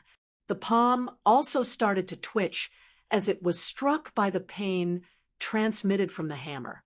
The black blood that made up the flesh and blood surged and boiled crazily. It mutated into a strange structure and quickly fell off, revealing incomplete and deformed bones. Huaishur had already landed on the ground, and once again he madly dashed out. In his hand, the virtuous sword hummed and suddenly lit up with a resplendent light. It slashed forward, tearing apart the wriggling rainwater like a hot knife through butter. Amidst the chaos, a fleeting crack was cut open. The giant raised its hand, and the pitch-black arm wriggled, rapidly transforming into the outline of a savage wolf, biting at Huaishur. Shadow burial. Once again, the afterimage spread out. The young arbiter of life's ability was activated again, and Huaishur's body flickered in the air, appearing in front of the giant wolf out of thin air, seeking his own death. The virtuous sword in his hand was held upside down, and as his body fell, he stabbed downwards. A sorrowful cry suddenly burst forth. It was accompanied by the crisp sound of a skull shattering. The blade of the sword pierced deeply into the giant wolf's face amidst Huaishur's roar, cutting through the ferocious eye, tearing apart the eye socket, and chiseling a crack in its face. When the crack began to rapidly close, Huaishur swung his hand and forcefully stuffed the bomb in his hand into the giant wolf's eye socket. In the blink of an eye, blazing flames erupted from the giant wolf's body, spreading out, tearing apart the hard bones, and spraying in all directions. Waves of air spread out. Huaishur was sent flying. It's not over yet. In midair, his body turned around, and he suddenly threw out the sorrowful rope which wrapped around the giant's neck, and then contracted. In the reflection of the pair of empty eyes, Huaishur rushed towards him. He gambled on his last origin substance. The sorrowful melody of the cello played here. 9 chords, Xiang Dragon, decapitation. Chapter 565. Xiang Dragon. This was Elder Luo's ultimate skill, the ultimate move from the Orchard Gym. In reality, it was just something Ghost Animal equals King came up with after doing 2 sets of anaerobic exercises one night while sipping on protein powder and herbal tea. Elder Luo felt that it would work. And then it worked. If one were to say how profound this move was, it would only be SOSO. There was no mysterious mystery or terrifying power enough to ravage physics. If one had to talk about the essence, it was just a combination of origin, substance, technique, and muscle usage, under the premise that Huaishur could switch weapons at any time. It achieved double the output in an instant. It was a different kind of strength. There were 2 main points. First, it was strong. Second, it was fast.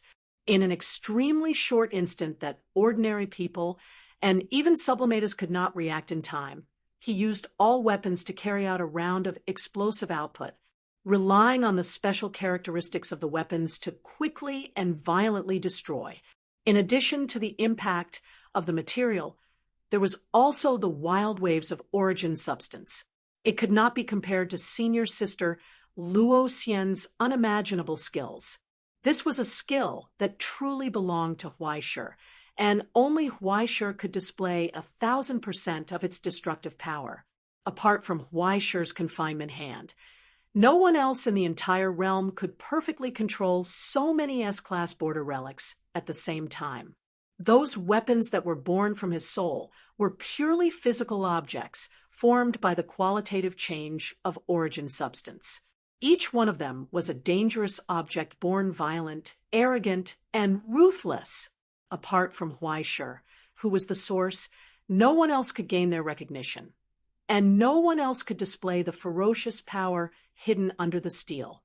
Now, following the contraction of the sorrowful rope, a burning iron light rose from Huaishi's hand.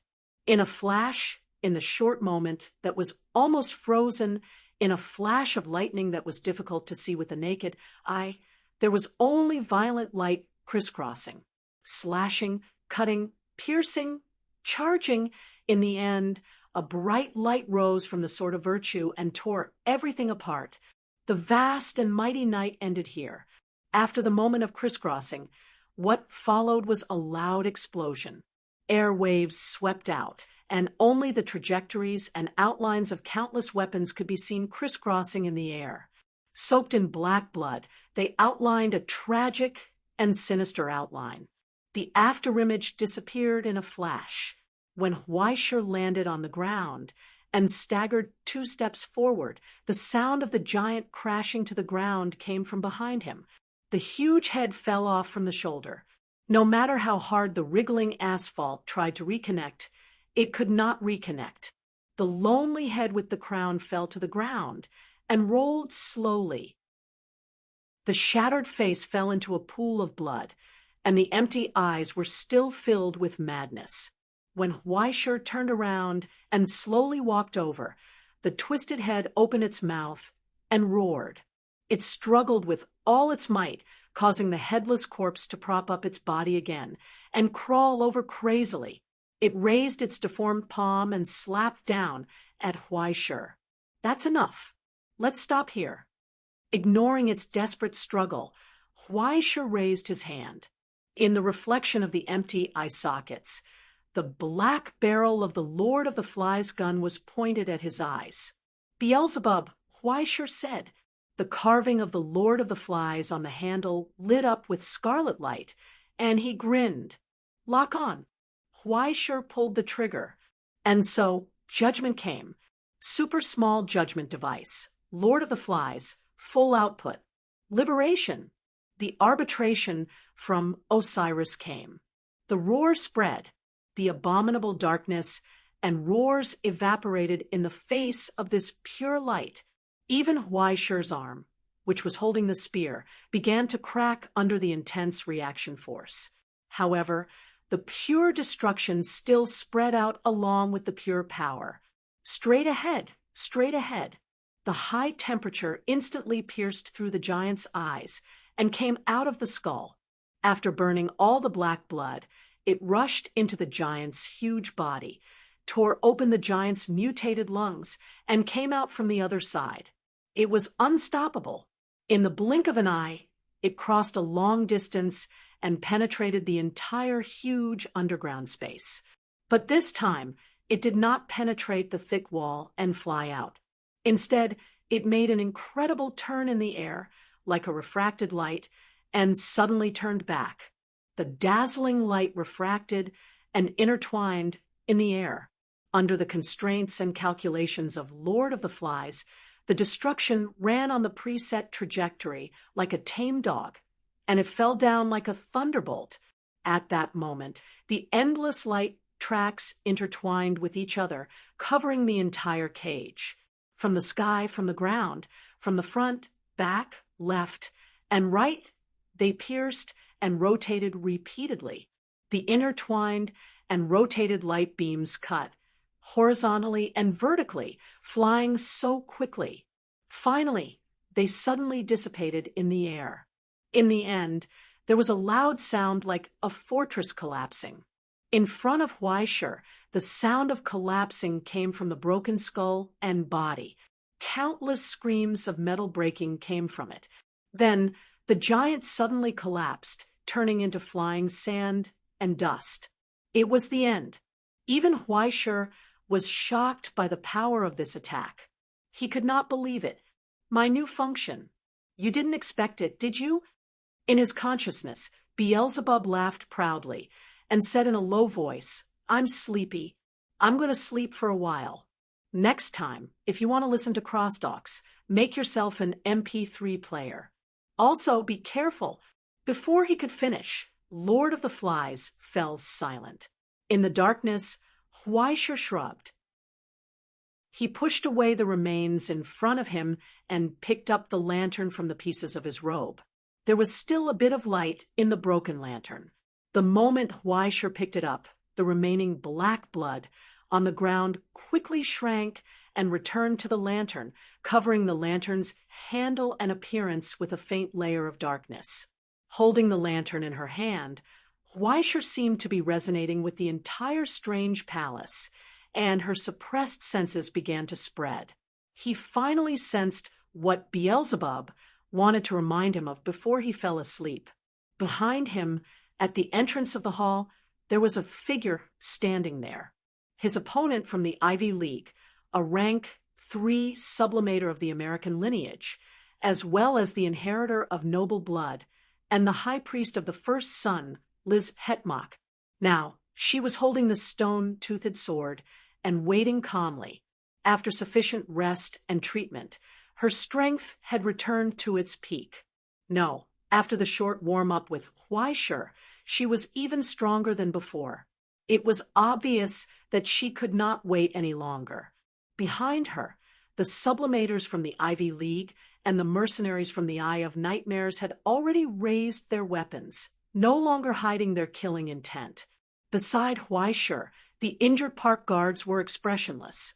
They just lowered their heads and loaded their shotguns, silently pulling the bolts. They were ready to welcome the arrival of war. In the silence, Huaisher looked back at Liz and asked curiously, "Long time? Have you been waiting for a long time?" "Not long, about 2 minutes. Since the second stage of that thing you mentioned." Liz thought for a long time and asked seriously, "By the way, what is the second stage?" "It's a game term," Huaisher explained.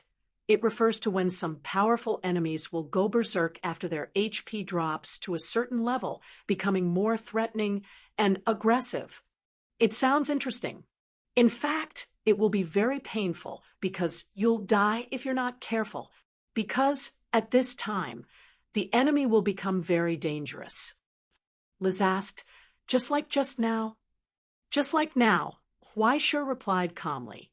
"I kind of want to give it a try." Liz's fingers tapped on the hilt of the stone sword, and her beautiful smile gradually became ferocious. "So despicable." Huaisher chuckled softly. "To be honest, I thought you were the upright type who would let me rest for a while. Once I'm fully recovered, we'll fight to the death, or something like that." "Isn't that too stupid?" Liz asked back. "The weaker the enemy, the better. Although it's fun to trample on the strong, isn't it right to bully the weak? Won't this tarnish the glory of your god? The first son has never cared about empty reputation." Liz raised her head calmly without any shame. "It prefers efficiency and only looks at the results. Therefore, sneak attacks and poisoning are never prohibited during a battle. Kukulkan's believers might like this more, right? Therefore, although it's a pity, I don't feel any burden in my heart in the face of such a situation. Instead, I feel quite happy." Huaisher raised his eyebrows slightly. "In other words, there's only one choice?" "That's right." Liz raised the sword in her hand, and her smile gradually turned cold. "That's to fight to the death. I surrender." Huaisher raised his hands.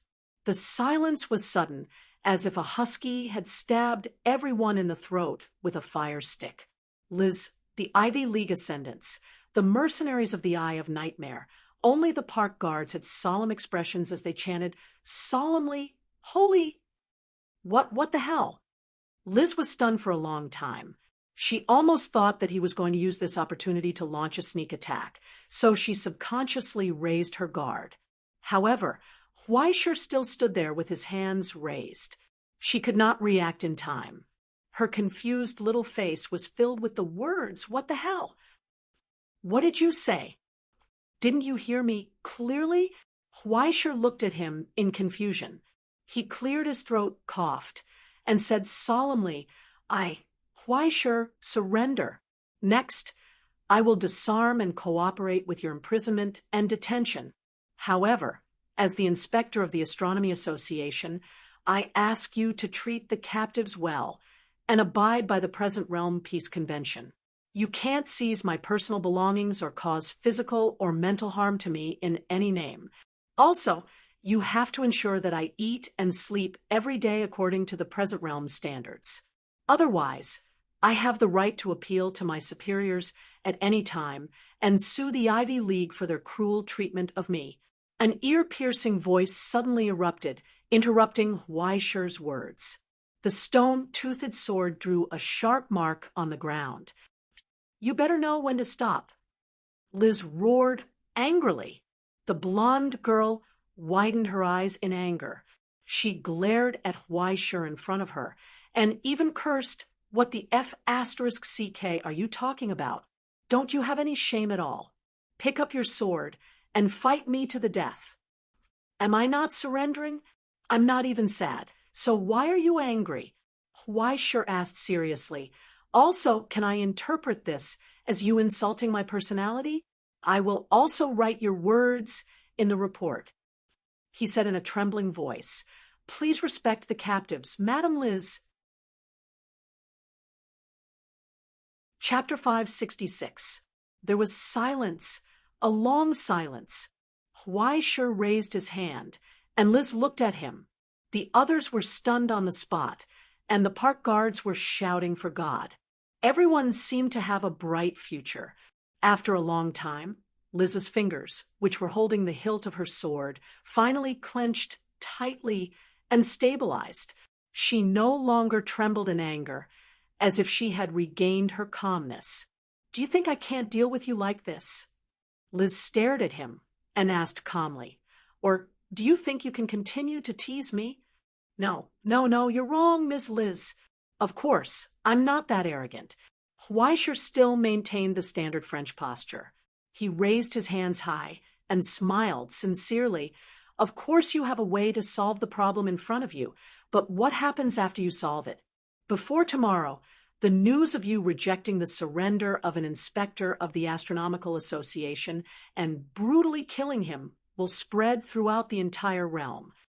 With a strange smile on his face, he lifted his eyes and looked behind Liz. However, his smile made those people feel a sense of danger.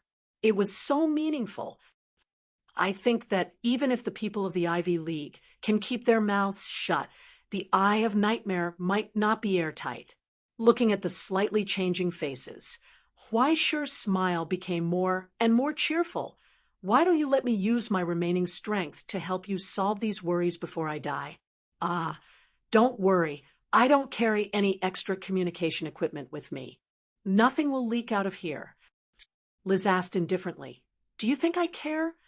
I know that you're the high priest of the first son, and I know that you're the backbone of the American genealogy. Don't worry, I don't underestimate your status at all." Weischer paused for a moment and suddenly asked, "But aren't you underestimating me too much?" Liz didn't say anything. "I'm a registered military officer with an internal rating of S rank in the General Administration, a judge of the Astronomical Association, and an official member of the Celestial Genealogy, the assistant secretary, and agent of the principal of the Ivory Tower. I'm the official Green Sun nemesis, and I'm a thorn in the side of the rancher." Weischer flipped his finger, and his phone appeared out of thin air, spinning at his fingertips. "Do you believe that if I call Golden Dawn and tell them that I want to turn over a new leaf, Mathers will drive the realm of dreams over to snatch me away? If I die here in a dishonorable manner, Madame Liz, my former boss, comrades, and friends will not let you go. To tell you the truth, I'm quite popular. I have friends in the Directorate of Defense, the Preservation Institute, and even the archaeology team and the tech department. Not long ago, the elevated floor even invited me for an internship. Do you want to see my number book? If I remember correctly, Mr. Lucien is the exploration consultant of the Alliance." Speaking of this, Weischer couldn't help but smile. "I can guarantee that if the cause of my death is leaked, the Astronomy Association will hold a border court for you. Can you really bear this responsibility? Being the lackey of the Heavenly Literature Festival was great. It was great to have someone to hug behind his back. Even if he was a traitor, the feeling of being able to call people over whenever he wanted was simply too great. Unfortunately, there wasn't anyone to help him with his resume. He even had to say it himself, which lowered his status a bit, but as long as it was useful, it was enough. He especially admired Liz's calm expression. He could feel the anger hidden beneath her solemn expression. Weischer's finger flicked as he glanced behind Liz. He was almost there. His origin substance was just a little bit away, enough for him to use shadow burial again. With the guards staying behind to cover his retreat, he could directly jump behind the door and make use of the surrounding dark environment to sneak and escape with his talent as a ghost. But in that instant, the recovery of his origin substance came to an abrupt halt, just a little bit more. It was as if someone had pressed the pause button.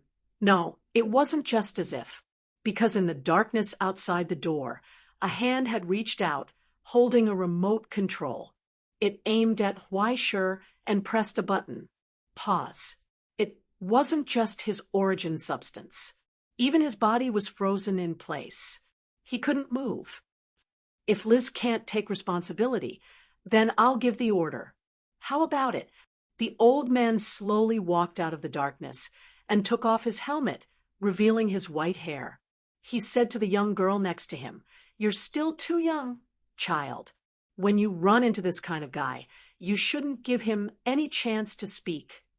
Even though it's not something to be seen in public, you should at least know a bit about these dirty tricks." Teacher's teachings are correct. Liz nodded and moved to the side, not showing any anger or dissatisfaction. Weischer's eyes twitched. He tried to move them again. He wanted to speak. The old man picked up the remote control, aimed it at him, and pressed it again. Weischer finally let out a sigh of relief. He could breathe again. Even though he still couldn't move his body, he could at least move his mouth. "Excuse me, who are you?" He tried to move his eyes and look over as he asked curiously. The old man calmly said, "Michelle. You can just call me Michelle." "Never heard of you." After a brief moment of silence, Weischer awkwardly asked, Are you very famous?" Michelle's expression froze. He didn't react. "Where are you from? How many fans do you have on Twitter? How much traffic do you have? You look very powerful. Are you a big shot in America who sings country music? Do you want us to be fans of each other?" "Shut up," Liz interrupted his nonsense. Just as she was about to say something, Michelle raised her hand and pressed the remote control again. "Weischer, shut up. Forget it. Since you've already surrendered, just take him back." Michelle waved his hand. "At least this is considered a reward." As he spoke, he walked forward and reached out his hand to take the lantern from Weischer's hand. Soon, Weischer, who had been hit with the pause button, was tied up. Liz even put tape on his mouth to shut him up for personal vengeance. Under the tight security and vigilance, he was escorted and pushed out. Just as he was about to walk out of the branch control center, Michelle stopped and looked back at him. "Right, did you bring an umbrella? We don't have any extra here." Weischer was stunned and puzzled. He mumbled under the tape, "Is it already daytime?" "No, it's just because it's raining." Michelle held up a big white umbrella and crossed the door in front of him. Then the bloody rainstorm outside appeared in front of his eyes. Weischer was stunned. She raised her head and looked up, only to find that the originally sealed underground space was now exposed to the sky. This was because an entire piece of land, together with a thick rock layer, had been violently ripped open by some unknown method. These guys had actually created a huge crater outside, exposing the entire underground world. Just outside the branch control center, countless people were holding umbrellas or holding up rainproof equipment. They had already occupied the entire underground world. Before Weischer could react, the person behind him pushed him violently. He staggered forward and walked into the rainwater. Then, under the mocking gaze of others, Weischer was instantly covered by the bloody rain. Well, it was cool. Why sure shook his hair. It felt quite good. Speaking of which, Grandmaster, why are we still watching here? No, didn't I ask this question already? In the truck of the branch control center, Raymond scratched his head and cheeks. He felt that his conscience was being condemned. Are we really not going to save him? Grandmaster, you must have a way, right? Well, I originally planned to save him. I've already prepared everything. Grandmaster pinched his chin and seemed to be thinking, but his performance successfully convinced me. Raymond was surprised. How did Huaisher perform? How did he convince you? And what exactly did he convince you about? I suddenly feel it's quite good to have someone who can enter the inner circle of Ivy League. Anyway, his identity is there. As long as we don't break the agreement, they definitely won't kill him. Why not just let him stir up trouble in the enemy's inner circle? Grandmaster asked seriously, don't you think so? Raymond actually couldn't refute. From the bottom of his heart, he really wanted to save his teammate. But when Grandmaster said this, he realized that there were more benefits for this teammate to stand on the opposite side than to save him. Although it was heartless to say this, Huaisher inexplicably gave others an illusion. Even if the Twilight Village exploded, nothing would happen to this guy. Moreover, with his ability, maybe he could live well in the inner circle of Ivy League. Of course, the illusion was one thing. The other thing was that he trusted Grandmaster. Since Grandmaster made such arrangements, there must be a way to ensure Huaisher's safety. But this isn't very good. Raymond's expression became distressed. Don't worry. Grandmaster calmly waved his hand. I have already communicated with him. When? Just now. Grandmaster retracted his gaze and looked into the distance. On the other side, everyone looked as if they had seen a ghost. Huaisher walked in the pouring rain of blood and stretched lazily. Nothing happened to him. Not only nothing happened to him, but this guy also seemed to be refreshed. He shook his head and hummed a song. He felt a vigorous vitality. His whole body was energized. Where the hell did this freak come from? The surrounding people looked more and more astonished. On his body, even the small injuries he suffered in the previous battle showed signs of recovery. If it wasn't for Michelle's strange remote control, he might have already recovered to full health.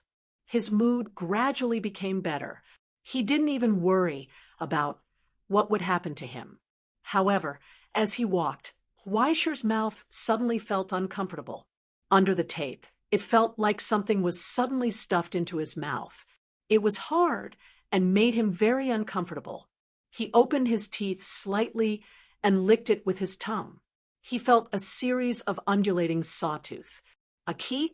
He looked back at the branch control center behind him and raised his eyebrows slightly.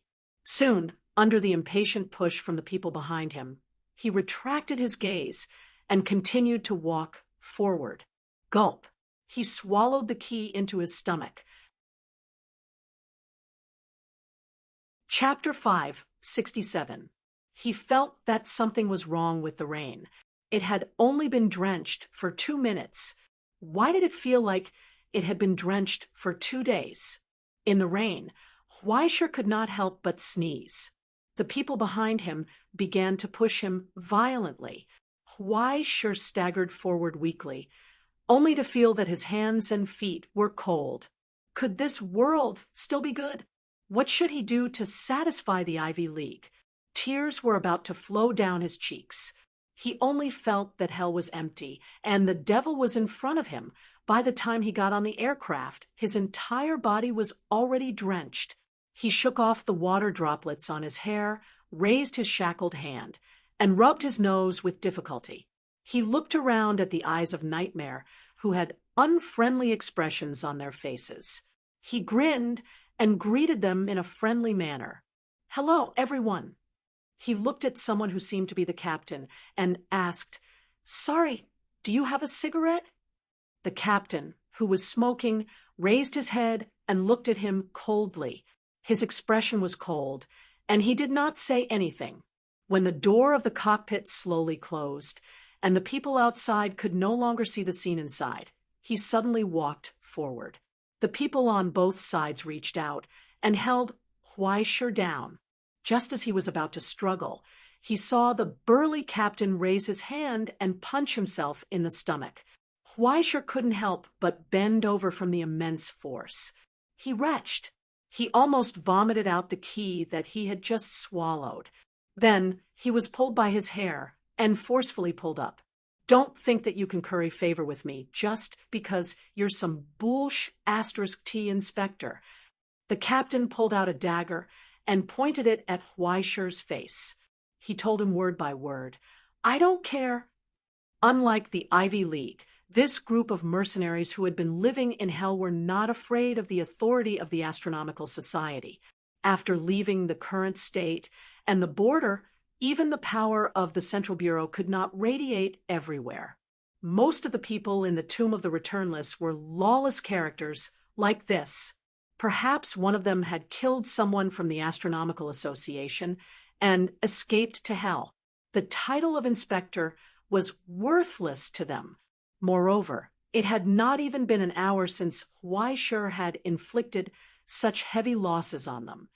How could they treat this prisoner as a guest of honor? You'd better behave yourself on the road. Don't try anything funny. As he spoke, the captain's dagger slowly slid across Huaishir's face, coldly slicing open a wound. The color of blood gushed out. The 6 layers of shackles restricted Huaishir's extraordinary abilities, forcing him back into the realm of an ordinary person. There was no poison left to protect himself. This time, it was the bright red blood of an ordinary person. It flowed down slowly. Let me hear another word of nonsense from your mouth. The captain shook off the blood on the blade, expressionlessly, bent down, and stared into his eyes. He said coldly, "I'll cut off one of your fingers." They looked at each other in silence. The corners of Huaishir's mouth suddenly curled into a smile. The blood-stained face smiled. It was as if he had easily caught a glimpse of the weakness under that tough face and was mocking him. "But you won't dare to kill me, right? Old Nine." The captain stared at him and suddenly gave the order. Immediately, a guard next to him got up, lifted his wrist forcefully, and pried open his fingers. From beginning to end, Huaishir did not resist much. But before the blade fell, he suddenly said, "Hell Music Association." His movements paused. The captain slowly raised his eyes, and his expression became colder. "What did you say?" He said some annoying things. Huaishir smiled and shrugged. "I know that some people will be unhappy if I say this, but I still have to remind you," he said, "if you don't care about the identity of Inspector, then what about the Calamity Musician?" Huaishir looked into his eyes and asked softly, "You cut off one of the Calamity Musician's fingers? What will the Hell Music Association think? There is an agreement between you, right? Who will provide you with the treatment of soul wounds. Well, by the way, I'm also an abyss cooking demon, officially certified by the Cooking Demon Competition Organizing Committee. Maybe you want to see my certificate? What if I can't buy food and poison? I'm also a legendary investigator of the Dark Net, the largest intelligence transit station in all borders. You know what you're doing, right?" Silence. Silence, and silence came suddenly on the captain's face. The angry veins under his forehead could be faintly seen, making him look even more ferocious. And Huaishir was still smiling. On his face, the ferocious blade had begun to close slowly.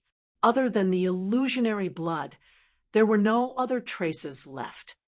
"Now, you can chop off all 10 of my fingers, or let me ask the question again." Huaishir smiled and asked, "Sorry, do you have a cigarette?"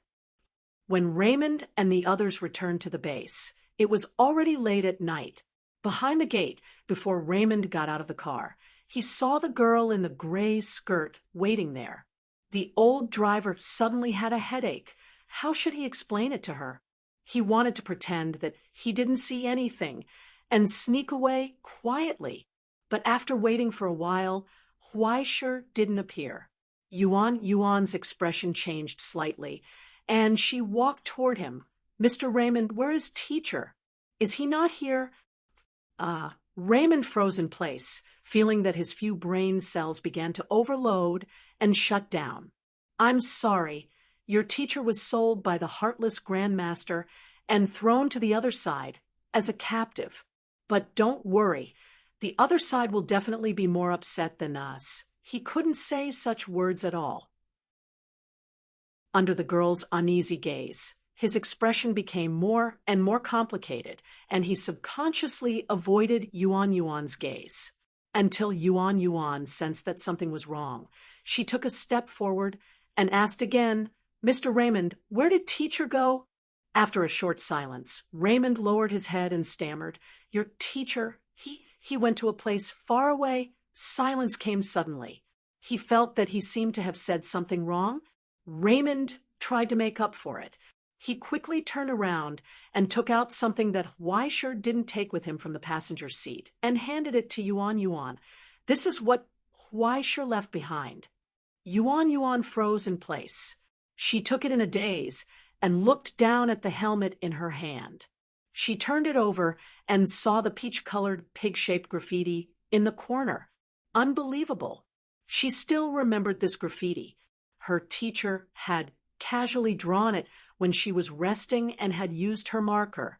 At that time, her teacher even joked that he would draw one for her and little 19 when he came back in a few days. But Yuan now realized that she couldn't wait for that man to come back. It was so sudden. In the silence, she squatted on the ground, little by little, hugging the helmet tightly, and couldn't hold back her tears anymore and cried loudly. Beside her, Raymond was at a loss. Wait, did she misunderstand something? Just 3 days after Huaisher was killed, in the base of the Ivy League, at the entrance of the 6th floor underground, Liz passed the security check and raised her wrist to show the QR code projected by the stigmata. Level A authority, login name Liz. The blonde girl said, "I want to enter the dungeon to interrogate prisoner A01. Behind the desk, the recorder passed the authority, and the door slowly opened. He raised his eyes and looked at the expressionless Liz, looking a little surprised.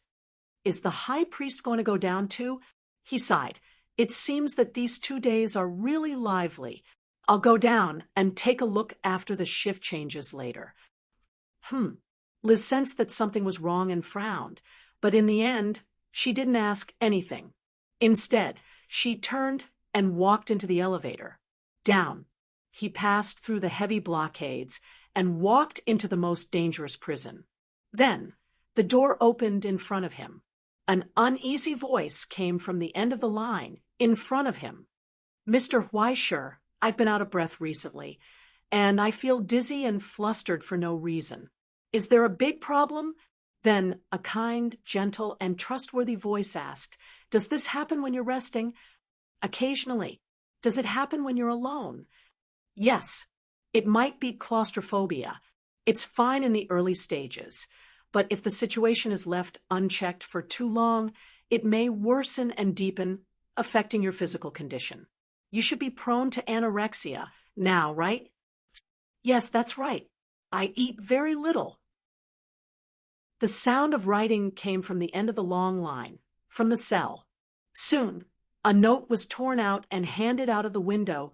"This is the preliminary diagnosis. After your shift ends, you can go to the Ivy Medical Clinic to have a look and get some medicine prescribed. Pay attention to the doctor's advice. Otherwise, you wouldn't want to suffer from depression in hell, right?" The guard who took the note was surprised and quickly nodded. "Thank you, Mr. Huaisher." "You're welcome. It's just a favor." The man in the cell smiled and said loudly, "Next." Humph! Seeing that he was still so arrogant in prison, Liz couldn't help but snort coldly. She raised her hand and pushed the guy in front of her away and walked straight forward. "Don't cut the line." The guy who was pushed away looked up and saw Liz. His face suddenly stiffened. Soon, all the guards who were slacking off during working hours stood obediently in the corner. Liz stepped forward and stood outside the cell. She saw the radiant Huai Shi inside. It was as if he was on vacation, relaxed and peaceful, without the slightest self-consciousness of being a prisoner. She even got a table for him from God knows where, and a pen. "Didn't I say that you're not allowed to give any sharp objects to the prisoners?" Liz frowned and turned back to scold. "What the hell are you doing? Aren't you afraid that this bastard will pierce your throats?" I want to point out that this is an insult to the trust and bond between us. Without waiting for others to speak, Huai Shi took the lead and became serious. "These guards are quite good to me. They're even willing to chat with me, a prisoner, and persuade me to surrender to the Ivy League. Not only did they not take away any of my food, they even gave me a pen to write with. As a virtuous and cultured classical music teacher, would I bite the hand that feeds me and use these things as weapons to hurt them?" The guards nodded at his words, their expressions saying that Mr. Huai Shi was right. How could a good person like him do such a thing? It made Liz's scalp tingle. Were these bastards brainwashed? Or did something go wrong? They didn't even have the slightest bit of vigilance. Liz looked at Huai Shi in the cell and couldn't help but laugh. "You look like you're doing quite well. You actually made so many friends. We're all just doing our jobs. We don't have any personal relationships. Please don't doubt the integrity of your people. If you really want to say something, just say that I'm more likable." A certain gold medal male cowherd, who had no sense of shame, shook his head and looked at Liz. He was surprised. "This outfit matches well. Did you redo your hair?" The girl in front of him now didn't have the valiant aura she used to have. Although her eyebrows were still arrogant, her makeup and earrings were perfect. After her hair was let down from the back of her head and redone, her temperament was much gentler. Coupled with jeans and a t-shirt that accentuated her figure, she looked youthful. "What else?" Liz asked indifferently. "What else? Do you think I'm the kind of woman whose muscles grow into her brain?" "No, no," Huai Shi replied. "Sincerely, it's just a compliment." "I hope so." She didn't say anything else. Even so, she couldn't help but feel a little better. It could only be said that the people in Ivy League were either a bunch of nerds who wore checkered shirts to death every day, or a bunch of straight men who didn't treat her as a woman at all. She never thought that the first person to notice her new hairstyle and earrings would be this guy. Although the short history between them was full of unhappiness, she had to admit that this guy had a good eye. She didn't let her beautiful face down. "Come with me." She waved her hand and signaled the person next to her to unlock the door. "The teacher wants to see you." Huai Shi nodded and cooperated with the staff to handcuff and shackle him. He smiled at the others and said, "Then that's it for today. Everyone should hurry back to work. Also, Mr. Huai Shi, remember to eat less oil and salt. Your cholesterol has been over the limit for a long time." A somewhat fat guard suddenly touched his belly and laughed. He waved his hand at Huai Shi and thanked him for his concern. Liz's expression suddenly became gloomy again. This guy, without any scruples, was showing off his deep friendship with others in front of her. He didn't take her seriously at all. Sincerity in exchange for sincerity. Huai Shi seemed to be able to guess what she was thinking. He sighed and advised seriously, "It's really easy to make friends. You've been the high priestess for too long and always put on airs. That's why everyone is afraid of you." "Shut up." Liz angrily punched him in the stomach. She turned around and walked forward. However, when she passed by other prisons, Her footsteps paused slightly. She saw the prisoner inside, the Eye of Nightmare who had been imprisoned here because of a private fight with the members of the Ivy League a few days ago. The man with muscles and scars all over his body was wearing a singlet. He was holding a dumbbell in one hand and persisting in his training. In the other hand, he was holding a book. He was lost in thought and could not help but hum a few words from time to time. Liz stopped in her tracks and frowned. "What are you looking at?" The burly man glanced at her and lifted the cover of the book to show it. Introduction to Classical Music Appreciation. What the F***CK classical music? Are you guys crazy? Liz felt the corners of her eyes start to twitch wildly. Brother, can't you look at your own image? Do you look compatible with classical music? The man who was training looked at her blankly, not knowing what this woman was up to. Forget it. Liz gritted her teeth and walked forward with a belly full of anger. She shouldn't have accepted this job today. Chapter 568. Not long after, he saw Michelle on the spacious bridge of the airship. The colonel's avatars pushed him out of the elevator without any gentleness. One of them gestured to the other and turned to leave. The remaining one pulled out his pistol and stared at Huaishur from a few meters away. He wanted to make sure that he could be killed on the spot if he made any strange movements. The rest of them naturally came up and unlocked his shackles. Although he still couldn't use his sacred mark and soul power, at least he felt more comfortable. Huaishur rubbed his wrist and sighed. He couldn't help but complain. "Can you please be gentler?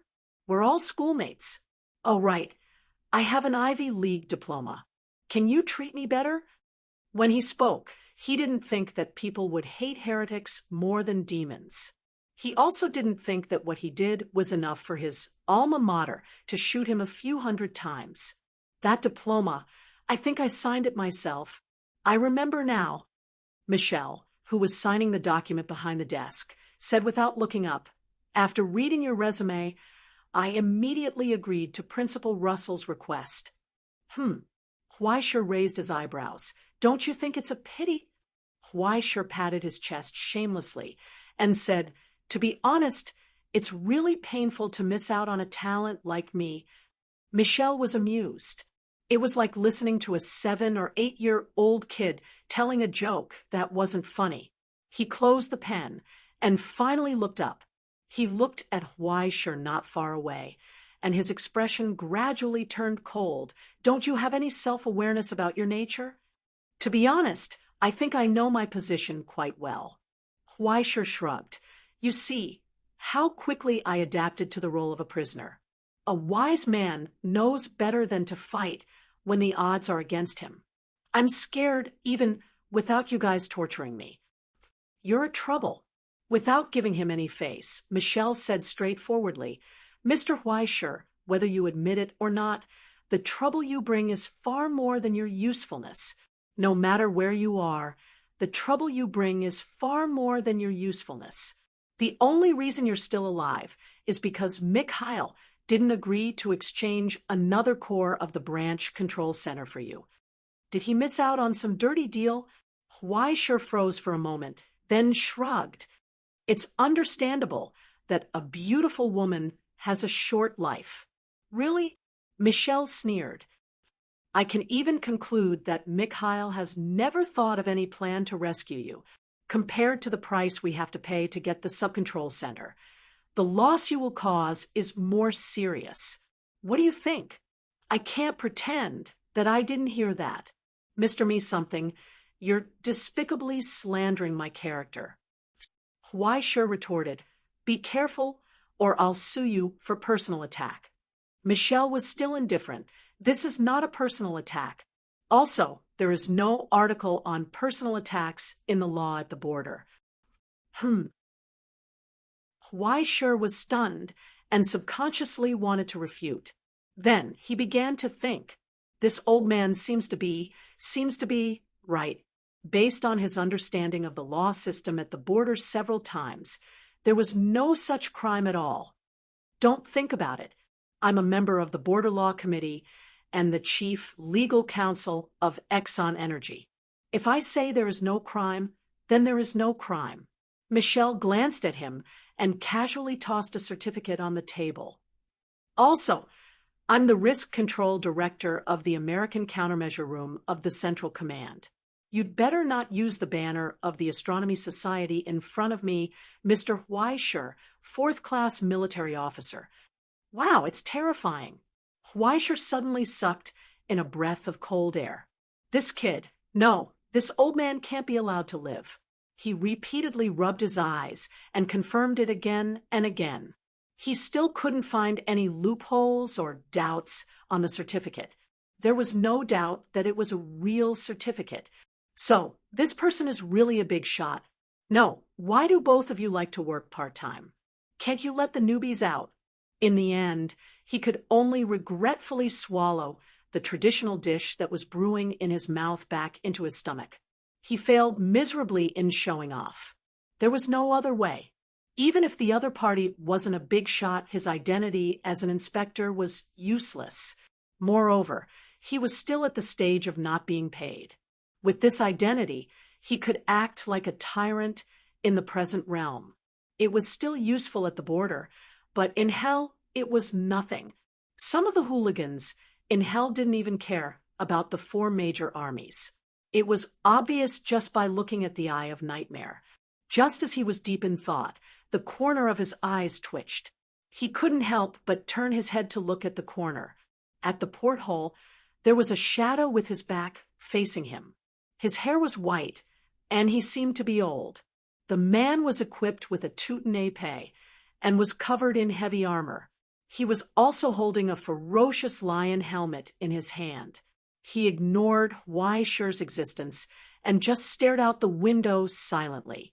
But what was noteworthy was that even in the reflection of the glass, his face couldn't be seen. It was as if he didn't exist here. However, the moment he saw him, Weischer's instinctive premonition of death warned him crazily. If he courted death, he might die. Such a detailed premonition emerged in his heart. But soon, his gaze was attracted by another thing. In the control area at the back of the bridge, under the illumination of a beam of light, countless precision machines floated in the air and slowly rotated. One could vaguely see their original appearance.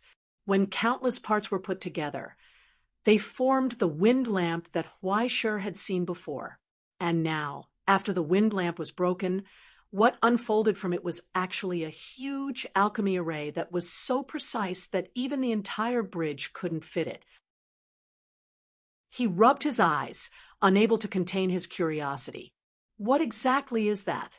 To explain it in the language of the Land of Dusk, it should be called the Maker's Proof, Michelle said.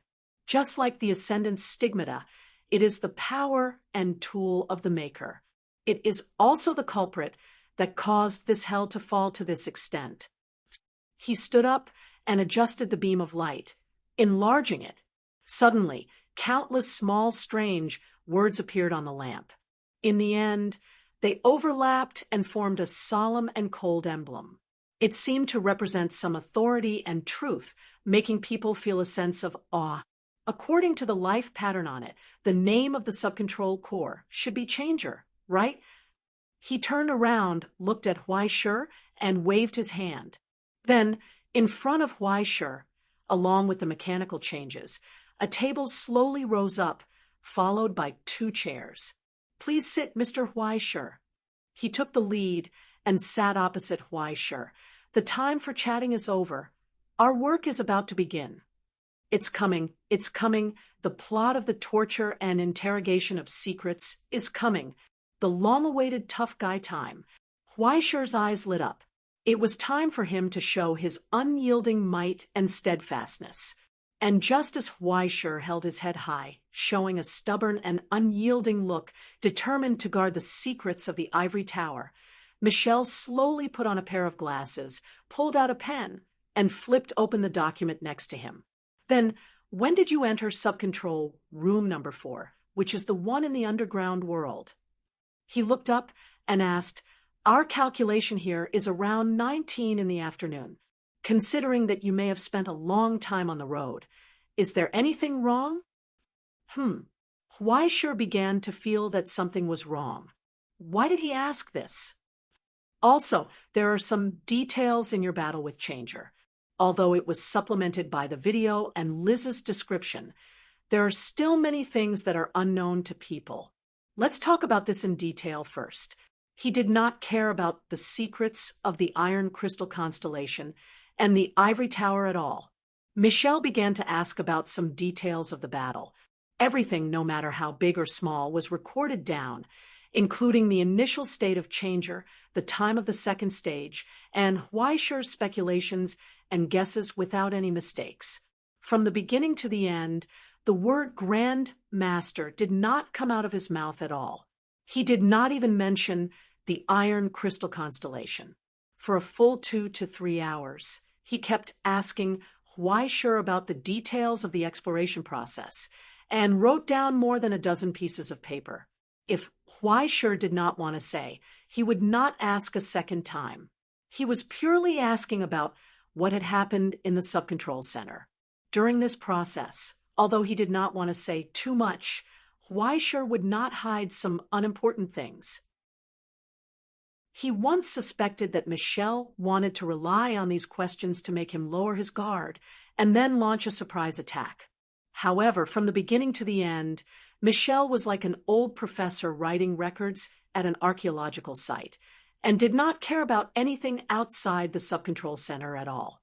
Perhaps this was also valuable information, but in Huaisher's opinion, it was not worth it to suffer for this. Moreover, even if Huaisher did not say anything, Liz or the other mercenaries of the Eye of Nightmare would have seen it. There was no point in keeping it a secret. It was not until the end that Michelle suddenly asked a secret question. We found that your speed during the exploration process was abnormally fast. Was it due to your keen intuition, or was it the guidance of some illusions? If it was an illusion, is it convenient to talk about what you saw? Illusions and auditory hallucinations would often appear in the exploration of hell. Just like what the great Grandmaster had said, it was not a rare thing. It was just that the things that guided Huaisher were a bit strange. After hiding the existence of the crowned skeleton, Huaisher thought about it and finally mentioned Chandra's existence. Having a former colleague who could guide him in hell could more or less increase Huaisher's value. Although it was a bit of a snitch, it was not worth mentioning compared to the precious things that really needed to be kept secret: the defense of the Iron Crystal Base, the internal situation, the personnel configuration, the experimental projects, and the research results. After listening, Michelle was stunned for a moment, and the tip of her pen paused. She looked up at Huaisher. Chandra, she asked, a 30-year-old from the Russian Federation? Black hair? Huaisher nodded. Michelle was silent for a long time, took off her glasses, and sighed softly. You know him? Huaisher asked. We met once. Michelle recalled carefully. He was his student. 3 years ago, I met him once when I attended a seminar. At that time, he told me that his student had surpassed him and would definitely surpass him in the future. It's such a pity. There was not the slightest hint of gloating. Huaisher could feel that it was sympathy and sorrow from the bottom of her heart. To be honest, your place is different from what I thought. He shook his head and sighed. I thought you would gloat. Michelle furrowed her brows. She looked up at him as if she was offended. Mr. Huaisher, we are scholars, she said coldly, not cannibals. Chapter 5:69. Huaisher was stunned. He had never heard such righteous and awe-inspiring words from his opponent. He found it hard to believe. Suddenly, he felt like he was standing at the bottom of a valley and being looked down upon by someone from a moral high ground. Don't tell me all the gangs from other places are so polite. That's why there are always people who say that there's something wrong with the heads of all the inspectors. Michelle shook her head. Why, sure, in your opinion, is there only one way to solve the problem in this world? Since we've already done it, then Weischer scratched his head. Even if the wildfire doesn't burn it out, it will grow again when the spring breeze blows. The Ivy League is the inseparable focus of the American genealogy. Destroying the Ivy League means the complete extinction of the American genealogy. Why don't you try burning the American genealogy? Michelle sneered. If Russell really has the ability to rebuild the utopia and unify the great arcana of the present realm, it's not impossible. But if the American genealogy is gone, where is he going to find a pillar as a replacement? It's already the 22nd century now. Don't bring out the logic that's still stuck in the primitive era, okay? The corner of Weischer's eyes twitched. This familiar venomous tone and sharp words, he felt like he was standing in front of a replica of a grand master. Are you two using the same brand of mouthwash? Although I don't understand why Russell values an executioner like you so much as the nominal signer of your graduation certificate, let me teach you this lesson. Michelle raised her head and looked down at the young man in front of her. As an ascender, there's nothing wrong with fighting to the death. But for a teacher, such an approach is not worth bragging about. The Ivory Tower and the Ivy League are like fire and water in some fields, but in the end, we are not organizations formed for the pursuit of violence. The seekers of knowledge do not use violence to show their authority. Even if the battles in the academic field are often cruel and all means are used, for a scholar, nothing is more precious than life. Michelle said, the Gauls used to be able to chop off the head of a scholar who only appeared once in 1,000 years in 10 seconds. But even if another 1,000 years passed, they would not be able to produce another creator like Lavoisier. After Archimedes was stabbed to death by the Romans, there was no Archimedes in this world. For thousands of years, countless scholars had been striving to replace destruction with creation and to replace swords with morality. Even if that day was still far away from us, it should not be a reason for us to abandon virtue and show our bestiality. He stared at the young man in front of him and told him word by word, we inject intelligence into our knowledge and mysteries in the hope that one day it can surpass the cruelty of evil and create the reincarnation of good.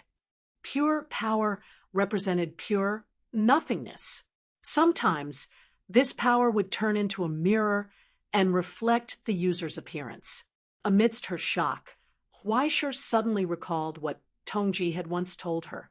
After becoming a sublimator, no matter what your initial goal is, you will eventually become an idiom that allows you to do whatever you want.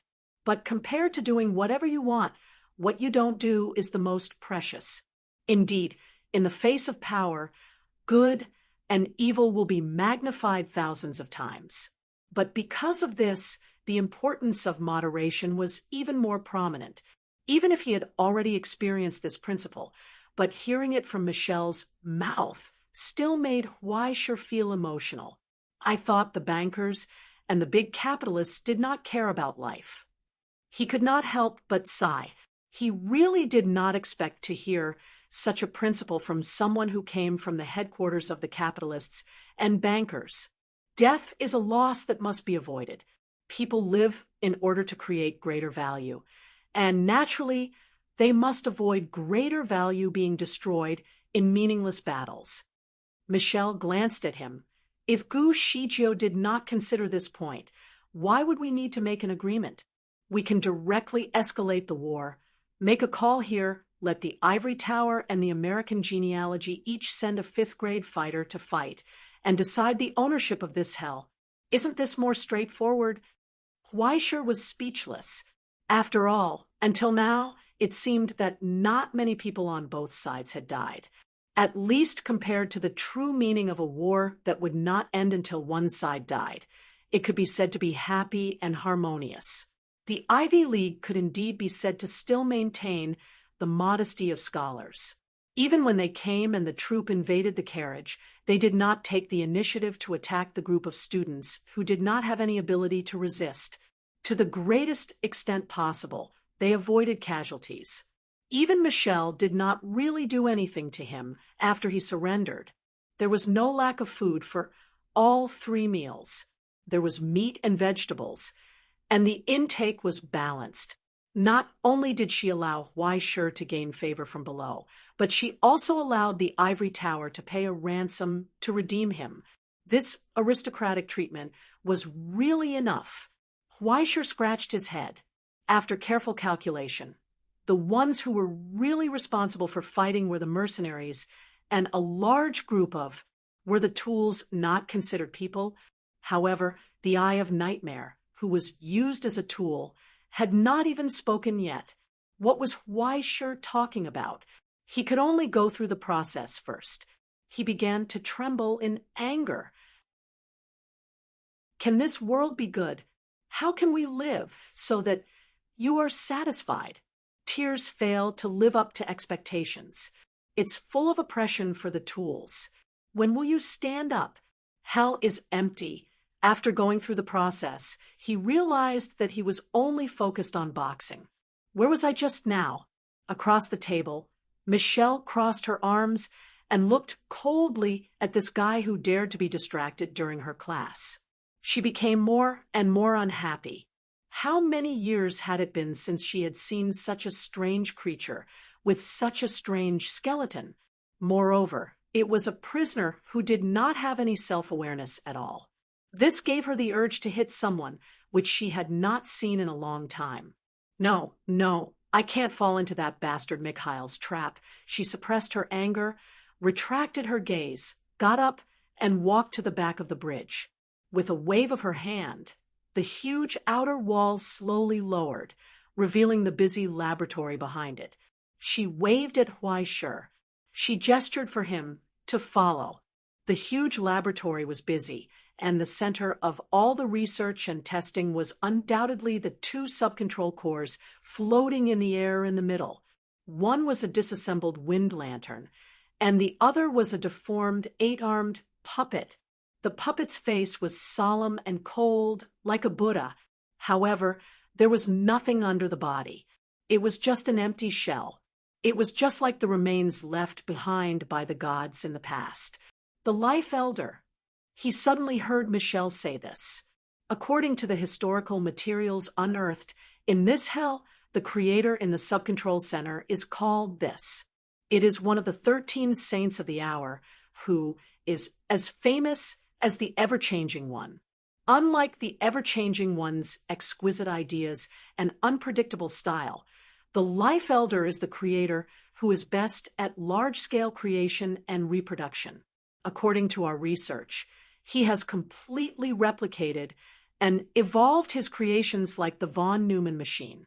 The mechanical city we see now is the result of his creations before they were destroyed. Michelle said without turning her head, "If I'm not wrong, the one you unearthed from the oil refinery should be the ever-changing one, and the one in the temple should be the ever-changing one, right?" "I only know the ever-changing one." Huaishur shrugged. "I didn't directly participate in the research of the Iron Crystal Constellation, and I didn't have time to read the summary report before I was brought here. Before this, I didn't even know anything about this place." He carefully looked at the research center in front of him as if he was a country bumpkin who had never seen anything like this before. Michelle walked forward with her hands behind her back and asked casually, "How much do you know about hell?" Huaishur answered honestly, "Other than the remains of the past era and the past world, I don't know much." Then, the reason for hell's formation. Huaishur thought for a long time and answered seriously, "The decline of the world and the increase of the depth." When the world began to decline and could no longer maintain its depth, it would fall into the abyss. Under the influence of the abyss, hell would be born. Like a tomb, everything would be buried in the ground and gradually disappear in the darkness. It sounds like you're not completely clueless. Michelle paused for a moment and turned to look at Huaisher. She seemed surprised that Huaisher knew about this as well. Putting classical music aside, I'm still an assistant lecturer of the abyss ecology at the Ivory Tower. Don't treat me like an illiterate, okay? Michelle heard and nodded in agreement. An assistant lecturer is better than an illiterate. You better stop talking. Huaisher rolled his eyes and wanted to hit someone. What you said just now is not wrong. Sometimes hell is born because of the decline of the world, but the world that died of old age will not leave many traces. Michelle paused for a moment and revealed a mocking smile. The hell we see now is mostly man-made. What do you mean? Huaisher frowned. It means literally no one will accept death willingly. Huaisher, before the end comes, more or less, there will be some resistance. What we see now is the result of their resistance. Michelle said slowly. When the depth began, the people here must have been quite desperate. It can be seen that they tried many ways, but in the end, it did not work. Fear leads to madness, and arrogance leads to destruction. In the end, they chose to recreate their own paradise in the dead world. Recreate the earth, recreate everything, recreate day and night, recreate everything. They even created the eternal frost furnace that can be called a perpetual motion machine and the immortality machine that can make people immortal. In the end, with amazing attainments and technology, they succeeded in taking back everything, but everything is still unrecognizable. From the moment they accepted the gift of Hell's workshop master, this ending was already decided.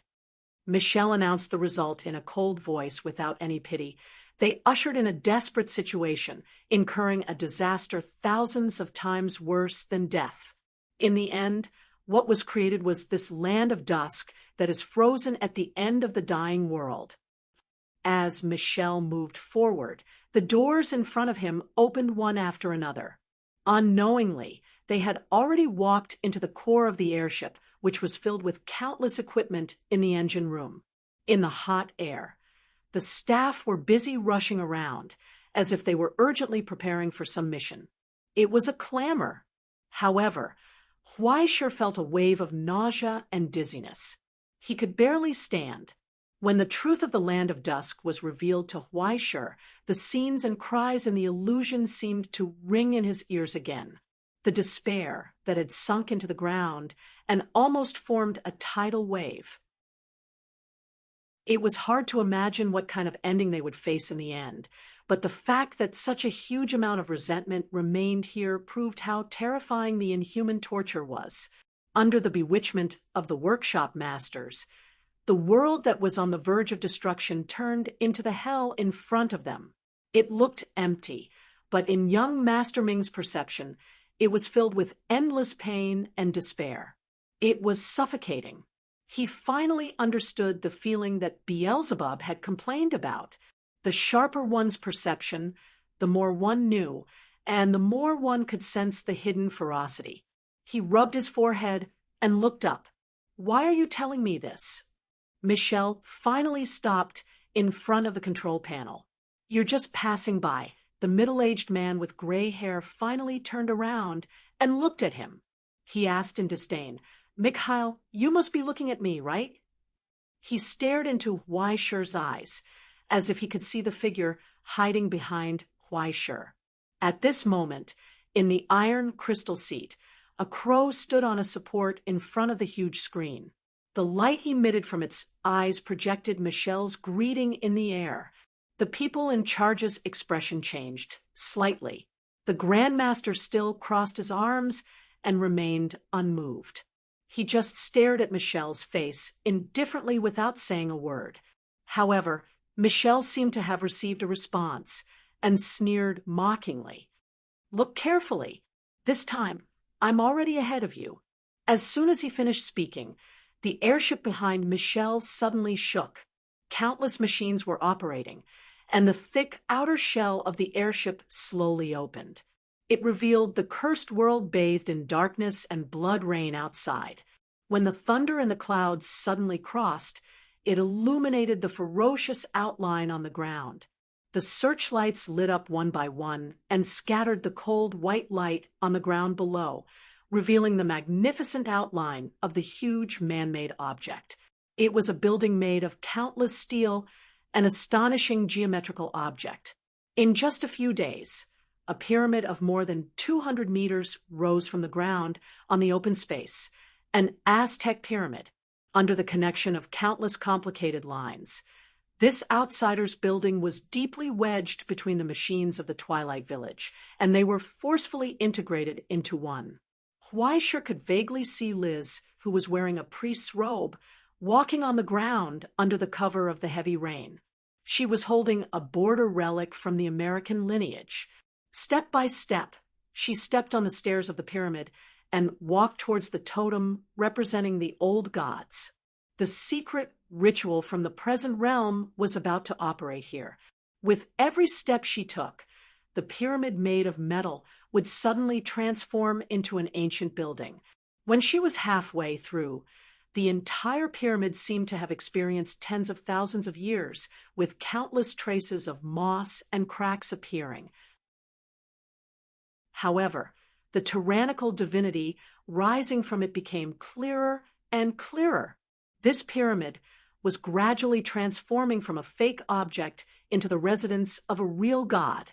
At this moment, hundreds of source furnaces on the airship had been activated, burning source crystals, and accumulating a huge amount of power to provide power for the next secret ritual. However, Huaisher felt that the world had darkened. He could not help but want to retreat. His hair stood on end. In front of the control panel, a withered figure wearing a crown slowly appeared. The robe was still solemn, and the crown was gorgeous, but the face under the crown was a gloomy skeleton. It was still the same appearance he had seen in the underground world. It was the phantom of the Sunmaker. The people around seemed to be unaware of this and continued to rush forward. Huaisher was dumbfounded, not knowing if he should remind them. But while he was hesitating, Michelle had already strode towards the control panel behind the Sunmaker. Wait! Huaisher subconsciously wanted to stop her. However, Michelle was unmoved and continued to move forward indifferently, pressing forward step by step. When she walked into the phantom of the Sunmaker, her footsteps paused for a moment. It was as if she could see the scene in Huaisher's eyes, but she did not show any fear or retreat. He muttered something softly and moved forward without hesitation, shattering the afterimage of the past. In her hand, the last control panel was pulled down. At that moment, the Twilight Village shook. An ear-piercing wail suddenly erupted from the deepest part of the darkness, stinging everyone's eardrums. Tomorrow seems to be the first anniversary of the apocalypse's upload. I hope the update will be smoother. Also, I would like to recommend Purple Hairpin's new book, 80,000 Miles of Clear Wind. Friends who like history must take a look. Chapter 570. Amidst the sudden wails, the torrent of source substance swept through and poured down from the sky. In the furnace, the sound of countless source substance crystals shattering could be heard. After offering such a generous sacrifice, with the high priest presiding over it, it was finally heard by the heavens. The fallen gods reappeared here as illusions. They looked down at hell from the light. Liz raised the sacrificial ritual in her hand and chanted silently. Soon, the sound of a flood erupted from the void. As the phantoms of the gods dissipated, a slightly solid towering figure walked out from it. He wore a ferocious ice blue mask on his head, and 4 strange pottery pots wrapped around his waist. Thunder, rain, hail, and drought followed him. His name was Trolloc. He was the master of rain and floods, the god of drought and plague. Now he lifted the sole of his foot and suddenly stomped down, leaving a footprint on the mud of the altar before silently dissipating into the air. But the moment the footprint was imprinted, an endless torrent gushed out from under the pyramid. It looked like a flood, but it was just a spectacular qualitative change of source substance endowed by divinity. In the blink of an eye, it swept to the end of the line of sight, almost covering half of the Twilight Village. From the moment he set foot here, it had become his altar, and now the area covered by the light had turned into his holy land. The fourth layer of the legendary 13th layer of the sky, the cage of the tragic dead, where countless dusks resided. With this as a wedge, he forcibly nailed into hell here, plundering the territory, drawing a boundary, and forcibly taking over everything within the range of the secret ritual. The light rising from the great pyramid enveloped the earth, covering almost 1/3 of the Twilight Village. As the torrent swept through, countless huge machines operating under the earth shook with a loud roar. They separated from the system of the Twilight Village and became part of the Great Pyramid. Miracle inscription, alien underworld, Trolloc. Even the angry flash in the central tower could not be contained. The miracle inscription descended here, operating between heaven and earth. It was as if a brand new soul had squeezed into this body and began to move its arms. Then, the world turned upside down. Countless modules rose from the ground, forming obelisks. Like a forest, they tore apart the falling curtain of blood rain. As the earth flipped, countless cannons rose from the darkness. It was the defensive array left behind by the Purgatory Workshop Masters, and it was now under the control of the Ivy League. Adjusting the direction, adjusting the angle, extracting the majestic power from under the Earth's crust, they aimed at the sky and ignited the flames. The dark clouds trembled as countless cracks were torn apart by the cannon fire that soared into the sky. Immediately afterwards, a storm of metallic light descended from the sky. The ingots made from origin substance and steel rubbed against each other until they were bright red. They turned into a destructive meteor shower that fell towards the iron crystal throne. Even though they were far away, they could still feel the scorching pain. In the bridge, the great Grand Master stared silently at the approaching flames, unmoved. Meanwhile, the staff members walking by the side acted as if they didn't see this terrifying scene. They worked calmly and carried on as usual. Only the boundless water around the iron crystal throne was trembling slightly. Distorted gravity spread out in the air, enveloping the entire submarine, forming an invisible deep sea that swallowed up the sky full of cannon fire. They couldn't even break through the outermost layer of defense. In the tens of thousands of cannon fire, a blazing flash suddenly appeared, just like a giant spirit throwing out its weapon in a rage. The light condensed into the sharp shadow of a stone-toothed sword, tearing through the deep sea of gravity and breaking through layer by layer. Lightning twined around it, followed by the sound of thunder. In the legends, the thunder in the sky was the rain god breaking a jar full of disasters and bringing destruction to the world. The lightning flashed and disappeared, but nothing happened. The stone-tooth sword disappeared into thin air. It was as if it didn't exist at all. Only a towering silhouette faintly appeared behind the giant submarine. It was a blurry shadow half kneeling on the ground, as if it was in deep thought with its head lowered. In that short moment, it didn't reveal any aura of wisdom or knowledge. Instead, it revealed unparalleled power and indescribable majesty. The giant squatted under the iron crystal throne. It carried the entire sea of gravity on its back and supported the giant iron crystal throne on its shoulder. It firmly separated the sky and the earth, making the world stable and unharmed. A halo suddenly emerged from the sky above the iron crystal throne and quickly spread out, covering 1/3 of the land of dusk, covering the rain and the night, shrouding everything under its own protection.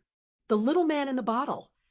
On the huge bridge of the airship, Pandalong, who was in charge of things, raised his eyes and looked at the faint traces left by the huge silhouette in amazement. Unbelievable. How could it be so fast? The iconic strategic weapon of the ivory tower. It was a fictional life form born from the alchemy cauldron after countless improvements and creations based on artificial technology, the Holy Spirit, Haman Krus. But when it grew to such a scale, it could no longer be called the little man in the bottle that couldn't even leave the bottle when it was in its infancy. It had been given a name, recorded in the miracle mark, and became a living miracle. Even if it could only exist for a few weeks, it was still an invincible and terrifying weapon as long as one witnessed the power it displayed and the iconic silhouette. One could guess where the name given to it came from. The dome giant, Atlas, the great spirit that shouldered the earth and the sky. You've always been like this, Mikhail. Michel raised his eyes and whispered indifferently, always hiding in your own corner, not playing games with others, hiding yourself and your creations in a place that others can't see. Now that I think about it, your autism has already shown signs since then, right? He asked softly, shouldn't you share the joy with your peers when you have something good? No one responded. Only a sharp voice sounded in the engine room. It was the control stick that Michel gripped tightly. Now the steel was bent under his anger. You bastard. He tried his best, spared no expense, and finally took the lead. But when the curtain was lifted, he found that he still couldn't get rid of the enemy he hated. They were barely evenly matched. There was nothing more humiliating than the word evenly matched, just like how he had received it countless times before. Every time in the assessment, he was the best. But the closer he got to the end, the more Michel found that the perfect score that he fought for with all his might was just a natural starting point for some people. If only he could hear the mockery. It didn't matter if he was laughed at or despised. But from the beginning to the end, he could only get this indifferent attitude, calm and cold. Even if he was rejected and resisted by everyone, it didn't matter to him. Instead, it seemed like he took it for granted. He was so arrogant that he didn't put everyone in his eyes. Put the gift up. After a long time, Michel ordered expressionlessly, it's better to share the joy than to share the joy alone. After receiving the favor of others, there should be some repayment. The scholar nodded, turned around, and left quickly.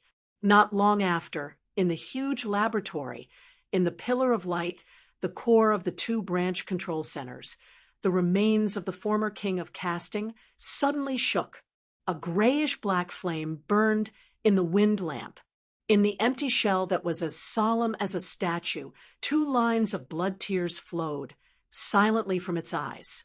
In the dark world of the village of dusk, in the midst of the bloody rain, a gust of crimson wind suddenly rose out of thin air and came to this narrow world.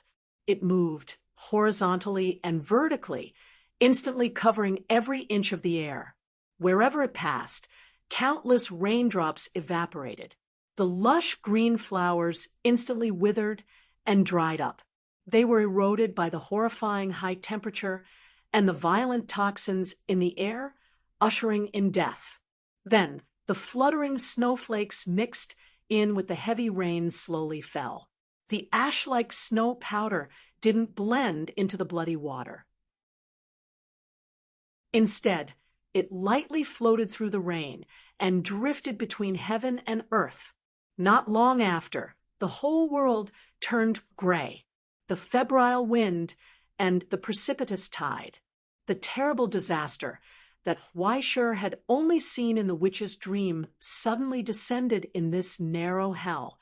When he was once a giant beast, he couldn't understand the terrifying power of these two, but when he really felt their existence, he couldn't help but feel his scalp tingle. The erosion bastards hiding in various corners were already screaming hoarsely. Anyone who was contaminated with a trace of gray sediment would experience mental erosion and pain not inferior to the calamity ash. The originally clear reason would quickly fade as the sediment continued to increase. In the end, they would completely fall into madness and throw themselves into the febrile wind and rainstorm. They were seeking their own deaths. They welcomed rapid aging. But before they could die of old age, they would die painfully under the burning and violent toxins of the febrile wind. In the end, only a tragic corpse would be left in the bloody rain. The current village of Dusk had become an out-and-out hell. In addition to the spontaneous combustion of the scorching sun and the petrification curse of the darkness, there was also the decaying blood rain of the Iron Crystal Throne, as well as the Ivy League's febrile wind and sedimentary tide. 5 deadly curses filled every inch of the place, almost turning this place into a hopeless situation. If there was no protection, the moment one was exposed, they would be doomed to a tragic death. But not long after, Huaisher saw a thin, white fog slowly spreading from the end of his line of sight. It was as light as a layer of white gauze, faintly discernible and difficult to distinguish, but it gently covered the earth. The corners of Huaisher's eyes began to twitch. Curse! The 6th, just by looking at the scattered light of origin substances on the ground, he knew what was going on. That was the return gift from the Iron Crystal Throne. Under the corrosion of the fog, the erosion bastard's origin substances actually began to dissipate, disappearing at every moment. If this happened to a sublimator's soul, it would be as tragic as losing a large amount of blood. Their soul would probably collapse in less than 5 minutes, and they would be finished. Do you really need to be so ruthless? Huaisher was dumbfounded. He could already foresee the future of the village of Dusk being covered in countless curses. Chapter 5, 71. Huaisher had a dream. He dreamt that he hadn't come to the village of Dusk, but to a hot, humid, and crazy place. It was a place filled with hellish jungles, filled with countless vicious plants and corrosive species, as well as hellish beasts and monsters. And in the middle of the sea of jungles, there were countless large and small tribes scattered around. There, he led the Iron Crystal Throne to excavate the ruins left behind by the fallen gods, the reflection pool. But in the middle of the jungles, they encountered a strange cult that worshipped the ranch master. Among them was one of the ranch master's 6 crowns, the Usher. As expected, the healers who wielded the power of plague and life force were hard to deal with, but the Huaisher were no pushovers either. With the help of the Iron Crystal Constellation, they quickly spread the virus to infect the surrounding settlements of various sizes. After the large group of barbaric fanatics had been recruited, they began to arm themselves against each other. In the midst of the war, the methods of both sides were constantly upgraded, and countless new viruses were introduced. Among them, there was the element of spontaneous combustion that would cause people to burn when exposed to the sun, the Medusa's poison that would petrify people at night, the blood strain that would cause people to age rapidly after inhaling it, and the blurred dream that caused people to lose origin substance. The 2 sides went back and forth, fighting to their heart's content. In the most dangerous and desperate moment, Huaisher pulled out the stone-toothed sword from the altar of the reflection pool and turned around to stab the Usher in the back. Backwater strike reversed the desperate situation. Huaisher, complete victory. And then he woke up. He stared blankly at the ceiling, feeling his pillow wet and cold. When he raised his hand to touch his face, he found that the corners of his eyes were swollen from crying in the dream. Was that dream really that beautiful? It felt very normal. So why did he feel so bitter? You're awake. Next to him, Liz's head suddenly poked out and looked down at him expressionlessly. Huaisher's eyes widened in shock. Why are you in my cell? Do you think I want to come in here? Liz raised her eyebrows unhappily. If you want to sleep, then sleep. Forget about talking in your sleep. You've already scared the guards. The entire airship's defenses have been raised 2 levels because of you. What do you think? I What did I say? Weisher couldn't react. Then Liz pursed her lips, took out her phone from her pocket, aimed it at his face, and played the video. The video showed Weisher's cell. However, it was completely different from what he had imagined. On his bed, under the thin blanket, a body was wriggling convulsively. It was as if he had been electrocuted. His face was distorted. Weisher couldn't even recognize himself. Even the shadow on his body was slithering on the wall uncontrollably, jumping around like a snake shedding its skin.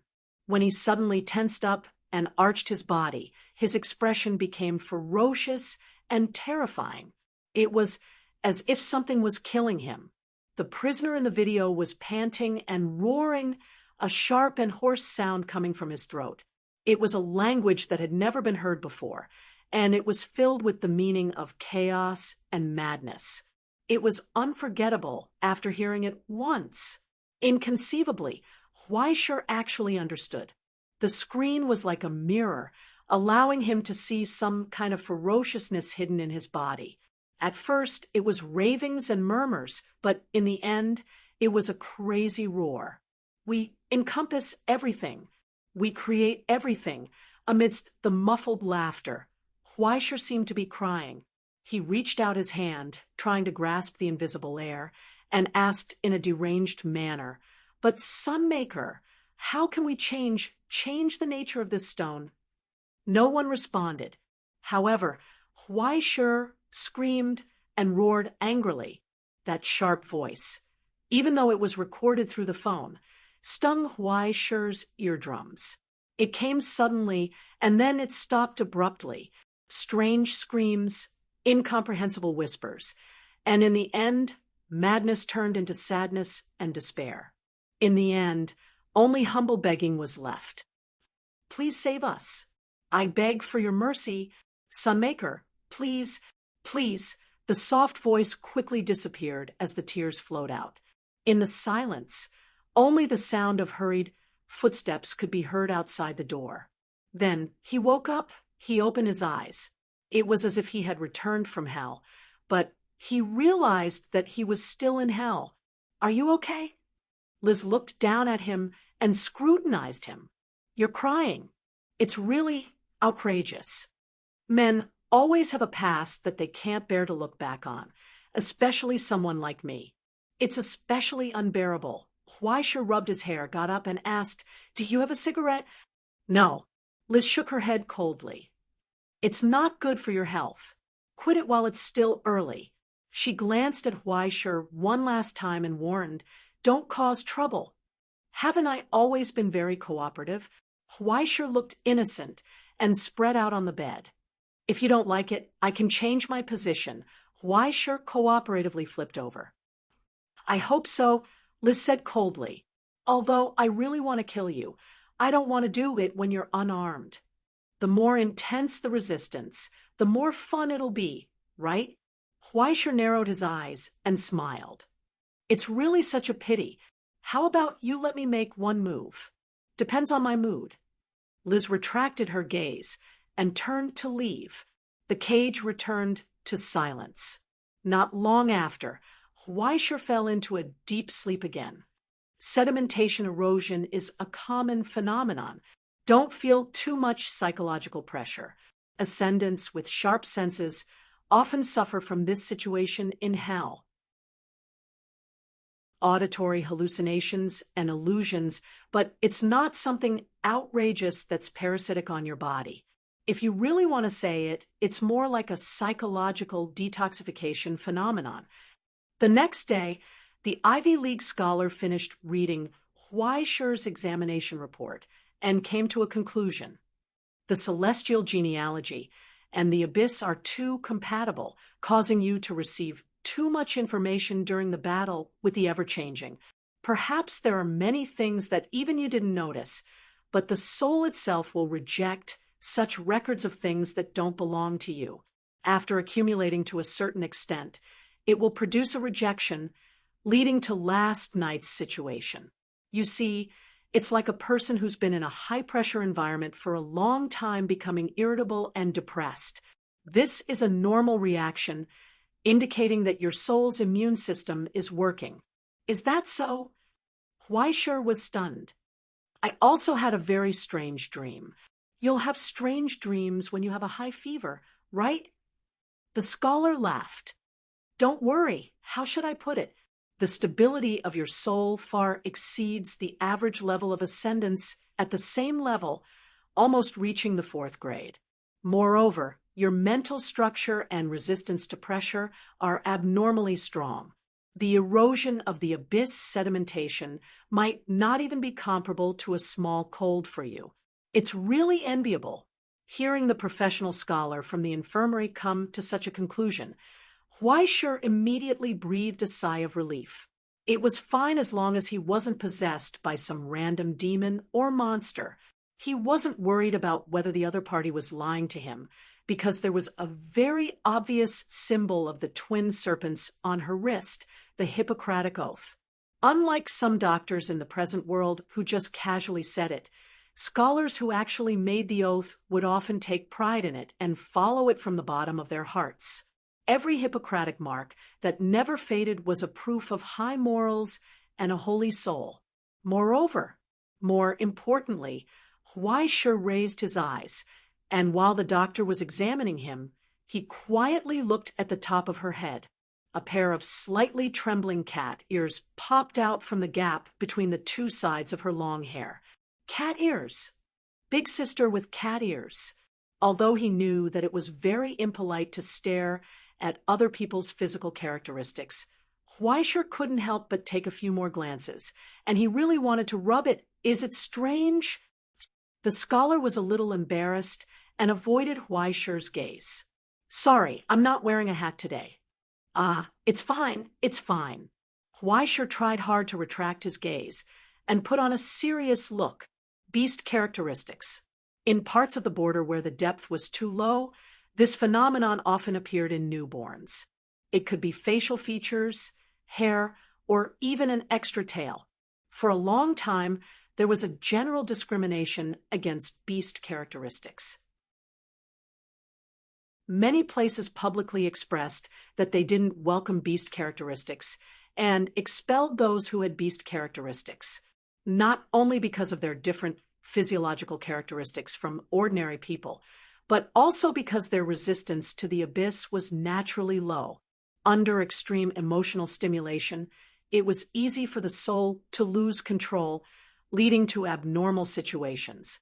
Many bloody cases had proven this ominous feeling. Before the advent of vaccines and stabilizers, beast men were already listed as unwelcome, as if they were contagious patients. After that, due to the Management Act of the Astronomical Association, the situation didn't change much. Therefore, it wasn't surprising that many beast characteristics had the idea of revenge on society. As everyone knew, more than 40% of the members of Green Sun had beast characteristics from various borders, and these people would be particularly radical when they carried out terrorist activities. After Huaishur was attacked by the rumors in Jinling, he saw a scholar with beast characteristics in the stronghold of Green Sunday. That person's beast characteristics were very slight, just his eyes. Later, he was given to the Diwali of the Social Security Bureau as a gift. Because of that battle, he had the opportunity to enter the orchard gym and met Elder Luo and Senior Sister. He could only sigh that fate was really wonderful. Just as he was letting his imagination run wild, the blood sample analysis for the day was completed. The cat-eared big sister put away the tools and untied the blood sample for Huaishur. Your body is very healthy today. Don't worry. Although the blood sample is stuffed with almost an entire encyclopedia of the hell virus. When she mentioned Huaishur's blood sample and body fluids, the big sister suddenly looked speechless. She couldn't resist the urge to grab a disinfectant tool and scrub Huaishur from the inside out. After she nodded to the door, another person came in, opened the medical box, and began to skillfully mix all kinds of drugs, preparing a special tranquilizer for Huaishur. Physical imprisonment, origin substance sealing, stigmata seal, 24-hour surveillance on the 6th floor, a prison on the 3rd floor underground, and a thorough examination of every pore on his body. Ivy Vine was just short of putting him in a freezer with a few 100 kilograms of shackles on him. Even so, they still used the highest standard of treatment to entertain Huaishur. Even if the virus didn't have a miraculous effect, 7 weakening curses a day were definitely not a small number. Even the tranquilizer was doubled, and in order to avoid drug resistance, the formula was changed every day to ensure that he couldn't lift anything other than his belt. And just as the injection was being administered, Huaishur vaguely felt a faint tremor deep in the ground in the distance. It's starting again.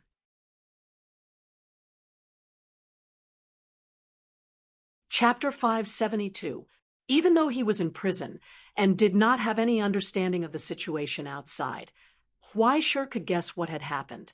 When strategic weapons such as the Otherworld, Underworld, Trilocan, and the Dome Giant Astra appeared, it meant that the battle between the Iron Crystal Constellation and the Ivy League had entered another stage.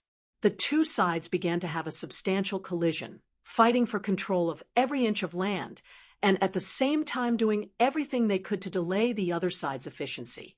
Relying on their advanced technical abilities, the two sides had already cracked the outer defense of the Twilight Village, firmly rooted in the system of the Twilight Village like a nail in a house. With such authority, even if they could not enter the core of the tower, it was still not a problem to explore the location of the other subcontrol centers. Every subcontrol center represented a step further control of the Twilight Village, and also meant that a new kind of curse would be injected into the hell here. Such a well-planned trap, while minimizing the enemy's strength, had to be controlled within a range that their own people could withstand. Deducting reason, toxic air, stamina halved, weakened state, bleeding incessant, accelerated decay, aging rain, febrile wind, sedimentation tide. Until now, Huaishur could not imagine what had happened outside. It was simply piled up with countless debuffs, and just thinking about it would give him nightmares. In fact, this was already restrained to the extent that a war history teacher would be moved to tears. Whether it was the Iron Crystal Constellation or the Ivy League, they all had the technical ability to easily destroy this hell. Even if it was just through curses, there were hundreds of thousands of more vicious options to choose from. But whether it was the Iron Crystal Constellation or the Ivy League, they would not cause any great damage to this hell before thoroughly exploring the central area. It was not only because the Twilight Village had a huge production capacity, but also because of what this huge production capacity represented. Even if the Twilight Village had once incurred evil consequences, it still could not cover up this point.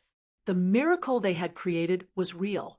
It was not just the crazy past of recreating the world, the sun, the moon, the heaven and earth, and all things mentioned in the records of the ruins, nor was it just a dangerous attempt at an immortal machine.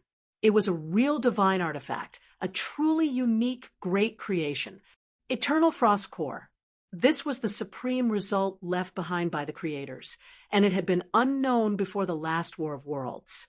It had only appeared once in the decisive battle between the Hell Workshop Master and the Sea of Titans, but it had once broken the balance of the deep zone and dominated the direction of the war. Its function could be said to be simple and crude.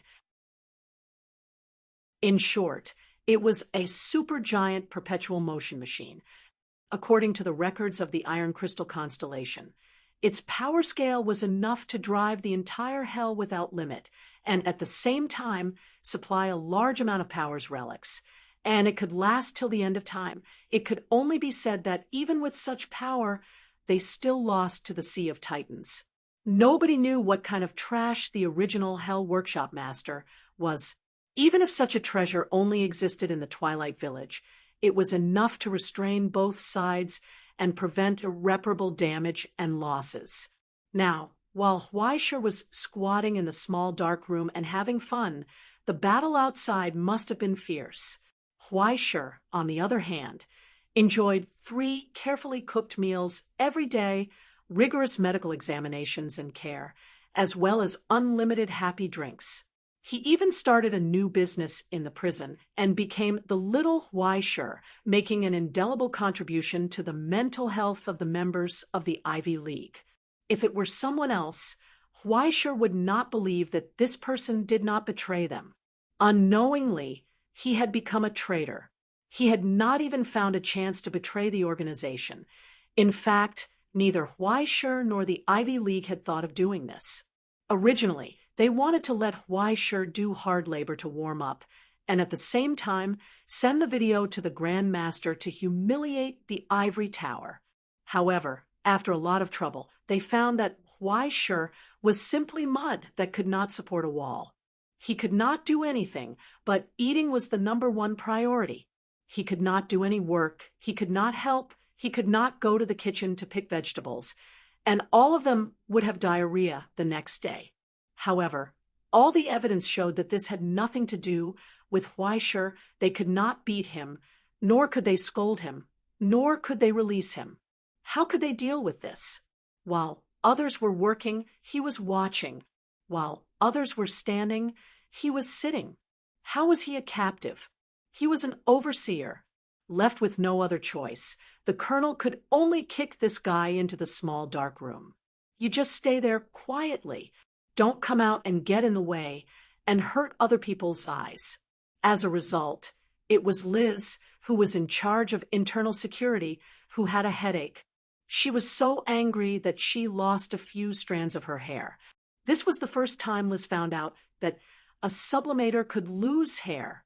Could it be that the rumors of the bald agent of the Astronomical Association were true? After this routine injection of tranquilizer, Weisher's locator bracelet and the miniature bomb shackle on his neck were reinstalled. Weisher lay in bed until 3 o'clock in the afternoon to catch his breath. His fingers suddenly moved, but in his drowsiness, he felt darkness in front of him. Curse. He felt that someone was cursing him. Even directly using something closely related to him as a medium, the abnormality of the heartbeat could distinguish the tendency of the blood to go out of control. But unfortunately, it was useless. Even during the seal, Weisher's soul resistance was still abnormally high. Otherwise, the Ivy League would not have so many security guards. With a curse of dementia, Weisher could only drool and wait for the battle to be over. Although a large curse that was too powerful could work, it could easily turn this guy into an idiot. Then he would not be able to explain it to all parties. He could only use a weak curse to serve him, which was better than nothing. It was not very effective. In the darkness before his eyes, he felt as if he had been dragged into a dark forest. But soon he broke free. On one hand, it was because of his amazing resistance. On the other hand, it was because the other party did not seem to want to do anything to him. In a momentary trance, he saw a familiar person. The cabin in the forest. Little 19 stood in the darkness and was shouting something at him. But the curse was too weak. The message could not be transmitted. Then he woke up. There was a slight pain in his stomach. He found that the key that had disappeared for a long time had reappeared at this moment. Weisher could feel that the cage of dreams was rapidly approaching him. All signs indicated that. It seemed that after touching for so long, it was time for him to move. Prison break. Weisher murmured silently. He twisted his neck on the bed and glanced at the camera that was always aimed at him. This was a bit difficult. His fingers tapped the edge of the bed silently, and he closed his eyes. He recalled the information that he pieced together these days. The building had 4 floors underground and 3 floors above ground. The space was about the size of a small district. It was even more exaggerated than the space inside the Iron Crystal. However, he was sure that he was in an Ivy League airship. He did not know what kind of technology the other party had used to create a small ecosystem inside the airship. The inside and outside were sealed, and the only two exits were the outer deck and the door of the airship. Among them, the important engine equipment and laboratories were gathered on the upper floor, while the lower floor was the dormitory area, the warehouse area, the base of the Eye of Nightmare, and the prison where Huaishir was. Above him was the area where the Eye of Nightmare was stationed. If he wanted to get out, he had to find a way to deceive the layers of Ivy League's guards, break out of the encirclement of the Eye of Nightmare, and pass through the heavily guarded door. If he wanted to take back his set of equipment, he even had to enter the sealed area on the second floor and open the safe. Otherwise, he could say goodbye to the cello, saddlebag, and Beelzebub. Of course, he had to deal with the wrist and the explosive collar first. Otherwise, he would be overjoyed when he walked out of the room. It was too difficult. The rotation time of the guards, his daily activities, and even the broken information that he heard from others that he could not even distinguish between true and false. Thousands of things were mixed together, making him feel dizzy. But things had to be done bit by bit. First, he had to think of a way to deal with the seal on his body. This was the easiest to deal with. Accompanied by the wriggling of his intestines and the spasms of his esophagus, and the dull pain caused by the scratch, the key with the sour taste of gastric juice had already appeared in Huaishir's mouth. Like some kind of ruminant, he sent the iron piece hidden in his stomach back into his mouth and bit it between his teeth. Thank you for Elder Luo's teaching. Thank you for Senior Sister's training. Now, Huaishir was able to flexibly control the unrestricted state formed by the combination of the drummer and use steps. With the lowest level of activation, it was enough to control the movement of his internal organs by using the experience and skills of the combination of muscles. It was easy to achieve this point. As the key rotated in Huaishir's mouth, it was already aimed at Huaishir's upper jaw. On the iron teeth of the key, countless fine iron pieces quickly shifted and changed, finally forming a completely different outline. Under the push of the tongue, it silently pierced into Huaishir's skull. It was as if it had been inserted into a keyhole. In an instant, it turned into origin substance and wedged into Huaishir's soul and sacred mark. Hiss! Huaishir sucked in a breath of cold air. Intense pain swept through his entire body, but under the control of the unrestricted state. Only his little finger trembled slightly, and even his heartbeat did not change at all. Everything was normal. Then, under 1,000 times more intense pain, he raised his hand, grabbed the key tightly, and twisted it. It was as if an invisible door had been opened. In the layers of seals on his body, an insignificant gap opened. After the layers of seals, the power that had been dormant for a long time suddenly surged, wanting to penetrate the seal and return to the body, but it was forcibly restrained by Huaishir. The gap was too small, and there were not many things that could be retrieved. At this time, the only thing that could bring him the greatest effect was young Master Ming's burial sanctuary. As Huaishir's thoughts turned, under the prison uniform, on his chest, the dark gap reappeared. In his body, the rolling darkness of the burial sanctuary instantly opened up. Using the dream realm as a transit point, it instantly connected to the cage of dreams that was gradually approaching the range of his senses. At this moment, the prison break began. You're tuning in to the Mystic Fist YouTube channel. Don't forget to subscribe and join us on this journey to catch the most captivating stories.